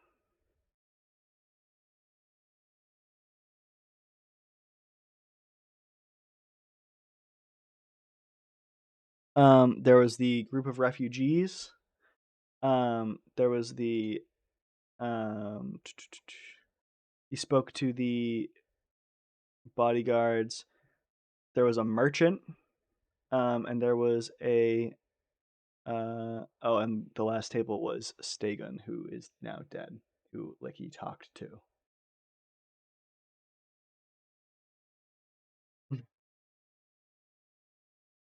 Yeah, of course.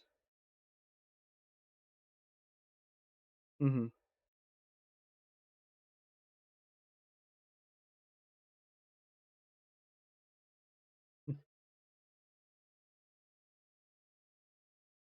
Table number two being the merchant. Sure. Yeah. You guys approach the table with the merchant, and oh, yep.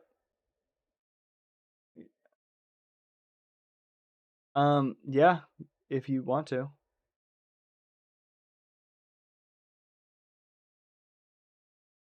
Mm-hmm.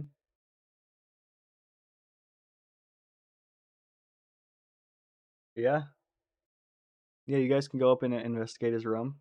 Yeah, everyone roll an investigation. Um, ooh, I mean, you guys look around and you don't find anything out of the ordinary. It seems like he has most of his belongings on him. He's kind of looking to get out in the or he was looking to like check out already. He doesn't have anything left in the room.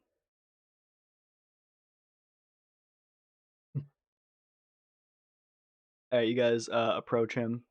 Um, he introduces himself as Naren, and he seems quite agitated at the whole situation.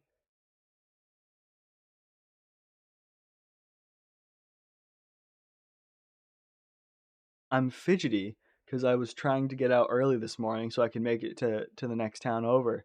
But now because I can't leave, uh, I have to stay an extra night because otherwise I won't get there and I'll have to stay on the side of the road or and camp out. And I'm not doing that. I don't stay anywhere less than a 4-star hotel.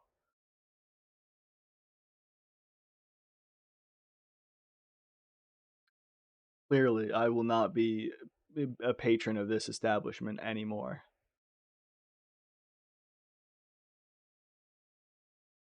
I mean, I might have to. Seems like it's the only place I can get a consistent good meal.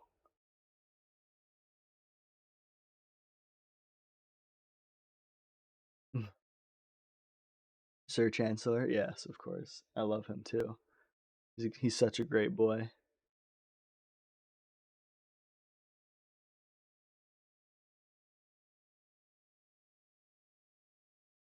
Unfortunately, I did. He and I were rivals. We both trade in our antiquities, but he's much more showboaty about all of it. He's definitely in it for the money. I'm in it for the art.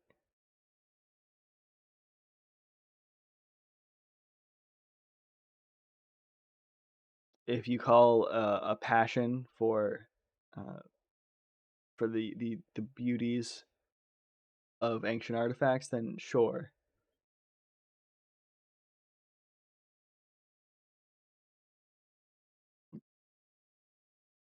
Yeah, I heard about that guy outside. You guys trying to figure that out too? What's going on with that? I was down here with you guys.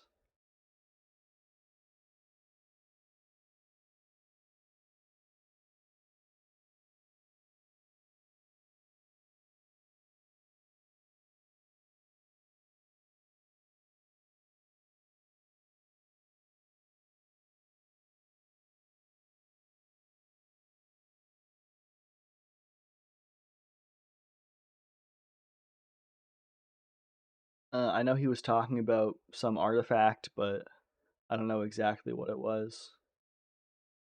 He kept talking it up, but he wouldn't say what it was. It must have been important because usually he tells everyone exactly what he has.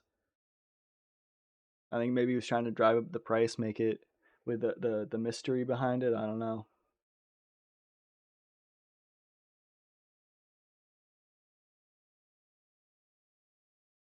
Hmm? Nix, what do you?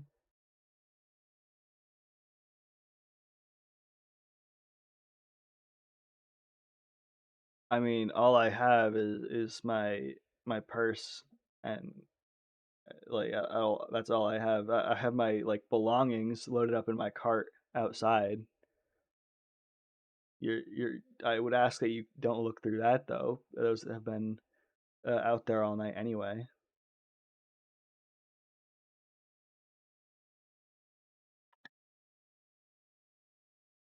The guards would have looked. Yeah, they didn't find anything that seemed suspicious. Yeah. Hmm.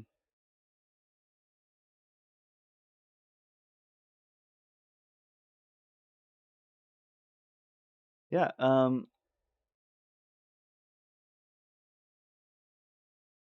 I mean, he doesn't when he empties his pockets. Like, there's nothing that you seem suspicious about. and his bodyguard kind of also puts his stuff on the table and is like, I don't have anything. Short of a cavity search, it doesn't seem like they have anything. The first table has a family of refugees who arrived at the same time as Sorashana. Um, it's a man named Gerard, his wife Caroline, and their two children, Baldwin and Sarah. Sarashana doesn't seem to recognize any of them, but there were a lot of refugees, and they might have just not crossed paths because they were kind of all cooped up in their cabins the whole trip.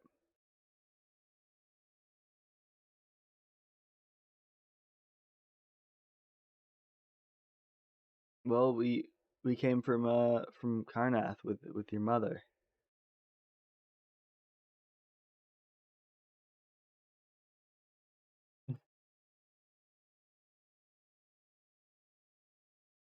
Well, actually, that's fair. If you had, if you didn't introduce them, they wouldn't have known that. We just they just came from Karnath in that case.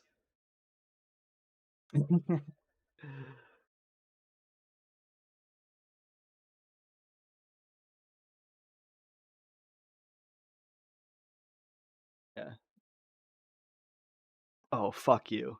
Um, I mean, I was the the the man says, "Oh well, I was a laborer. My wife mostly stayed home taking care of the kids.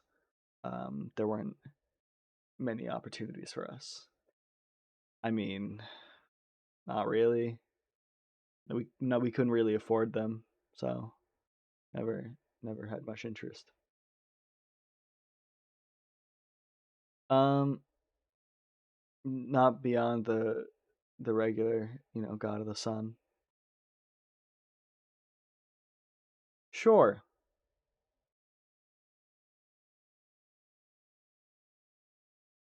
Well, that's too bad. Hmm. I would never lie about something. Nope. I don't want to know what you mean by that. Hey, Moth. All right, I'll see you around.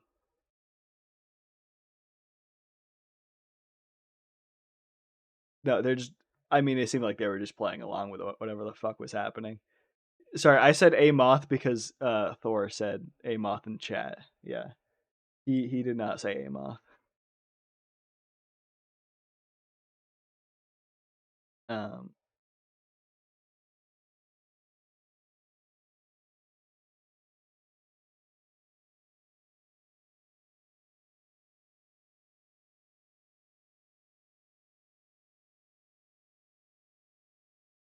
yes. What is it, dear?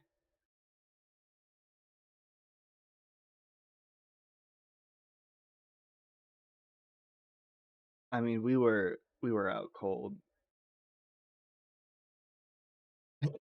We were out cold. I mean, we were traveling for so long. It was nice to have an actual bed. And we were like they were out as soon as you left.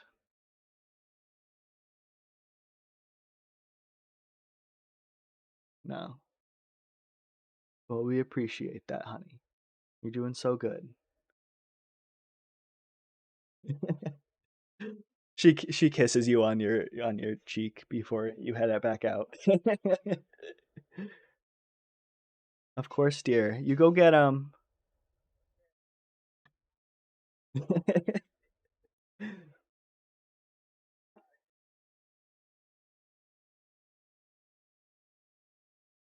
All right. As you guys approach the bartender, everyone roll me another perception check.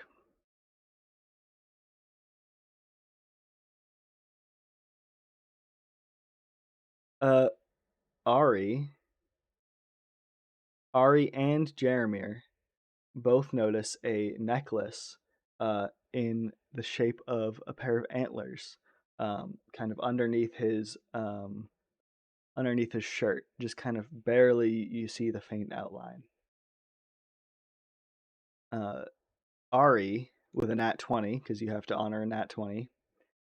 There is a faint resemblance of um not like the whole thing that was missing, but kind of there was a section of the cutout in the box that you found in the dead merchant's room that had a similar outline, and you think you kind of like it's not one to one, but there is a bit of a connection that you see there. Yeah.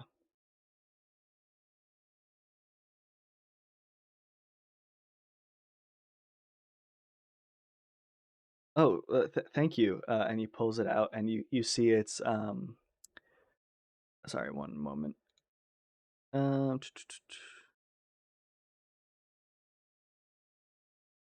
it's a necklace in the shape of some antlers and a skull.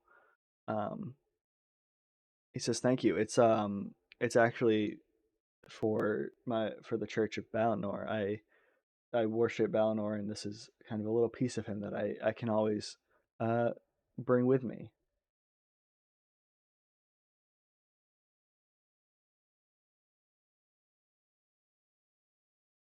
Hey, buddy, listen. Hey, you better not be talking shit about Balinor, all right? You're the one that called my god a false god. I don't need to. All right, buddy. Have fun with your little cult. All right. Yeah, would you not be offended if someone called your god a false god? I mean, like, what the fuck? All right, buddy. Whatever.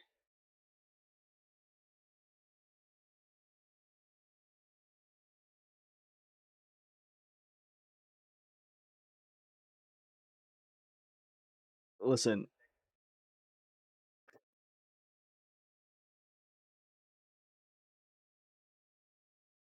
listen. I don't know what you're talking about. I don't know what knife you're talking about. There's no knife in my room. All right. And feel free to roll an insight check if you want. Just to see if he's lying. Yeah, insight.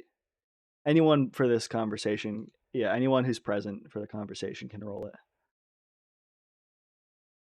Uh, he's lying out of his fucking teeth. He knows what knife you're talking about. uh, he's like, all right, listen. I didn't mean to murder him. Okay, he came in when I was trying to find the idol. He was he like kind of starts breaking down, and he talks about how the idol or the item that he was talking about all night was an idol of Balinor that had been stolen long ago um, from a holy church of some kind, um, and it had been recently recovered, and he was trying to recover it for his religion or for his church and his god instead of it being sold to the highest bidder like a fucking trinket.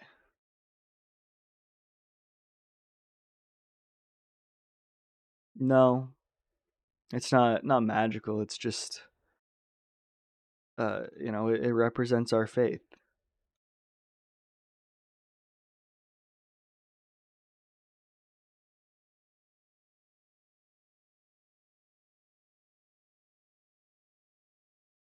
Listen, please listen. Wouldn't you do the same for your god?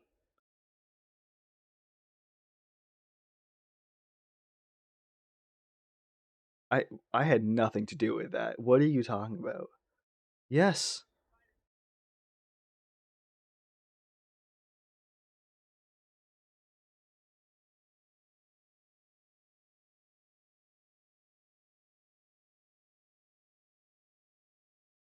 I I had nothing to do with it.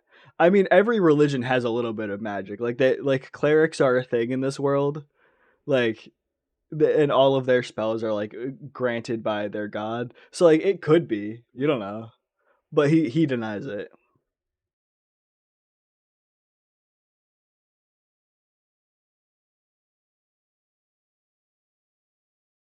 I mean, Balnor is the god of life and nature, so he doesn't he doesn't deal in the afterlife or death or like any of those domains.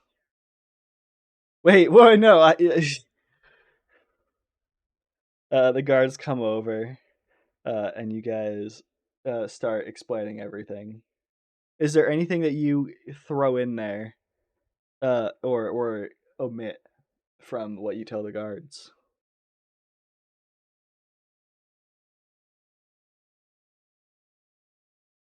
The bartender, the guard seems a little doubtful about that one, but okay. We'll have to confirm that, but if that's true, that means he's responsible for both murders.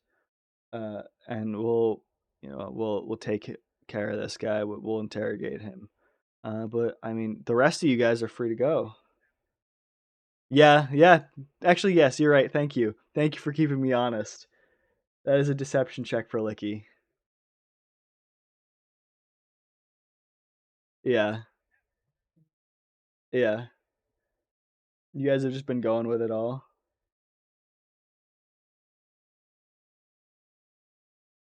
You dagger it? What do you mean? Oh, you can do your bonus action before your action. So you did the dagger and then yeah.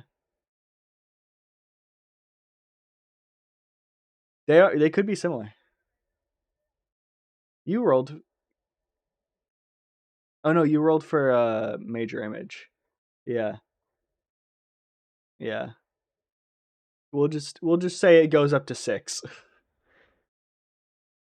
Yeah.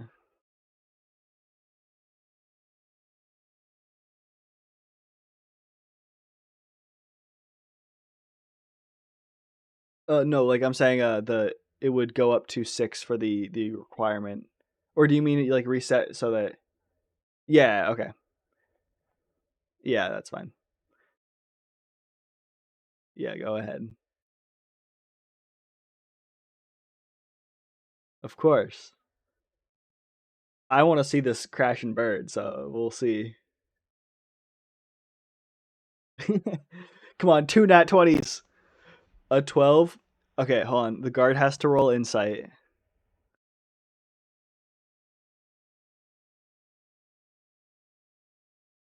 You know what he did roll? You know what he did roll? A 13.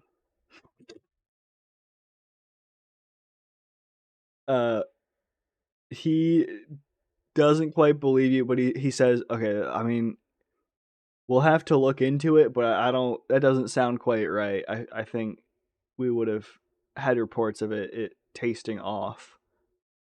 But thanks for the tip."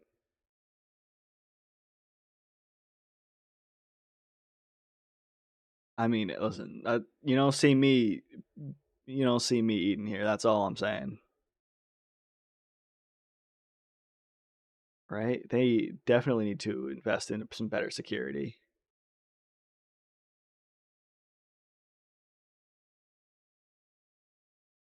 I mean, we will have to continue investigating it. It sounds like they're linked. The murders are linked. If the leg had anything to do with it, which I don't know that I quite believe, but I you guys took care of the investigation inside here, so I think you guys can be free to go. Yeah, and you guys, I'll head out.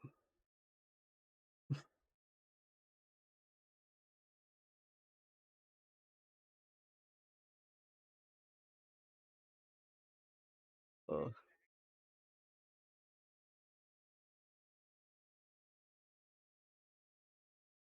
I don't know that give is the right term there.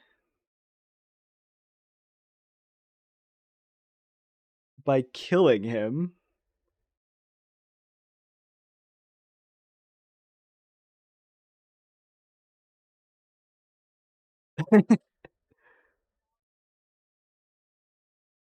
Okay. Yeah.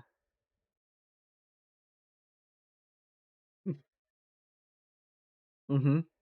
Exactly. Uh yeah, the guard lets you guys head out. Um where what do you guys want to go anywhere specific? I mean, we're wrapping up, but is there anything you guys want to do before we close this session out?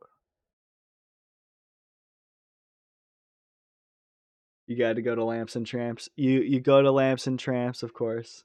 Yep.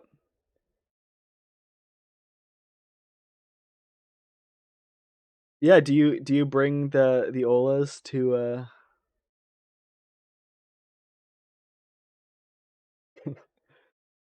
yeah, you guys walk in. Uh Ari's mother kind of gasps, and Ari's brother kind of tries to hide how excited he is at the all of the um tramps walking around for hire.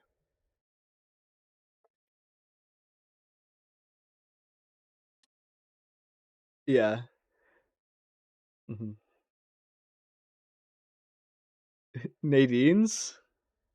Oh, I sorry. I mean, we can call it tonight. Yeah.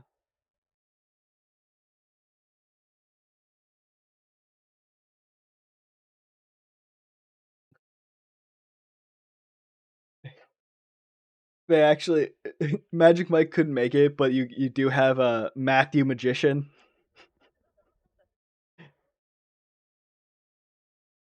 Yeah. Listen, I'm not fucking with Universal, all right?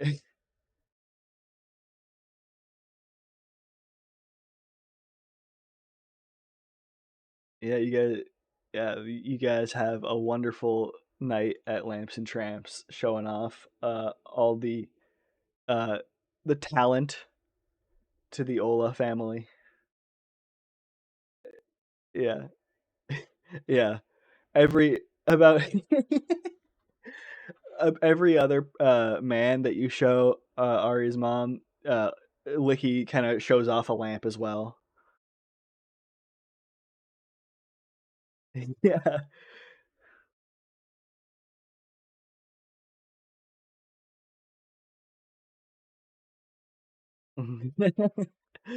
Ari's in the corner like, God damn it. Why did I agree to this? Yeah. Yeah. All right. Uh thank you guys all for coming tonight. I think that will do it for this episode. We didn't have a combat. We had a bit more of a mystery episode. Um, I hope that you guys all had fun with that. And we will see you guys all next time. Bye, everyone. Stick around. We're gonna be raiding Amoth. Stick around for the raid. It'll probably be Wheezy. I know she's doing some cooking right now. So I'll see you guys all uh, later. I don't know, whenever the next stream is. Um, See you guys. Bye bye.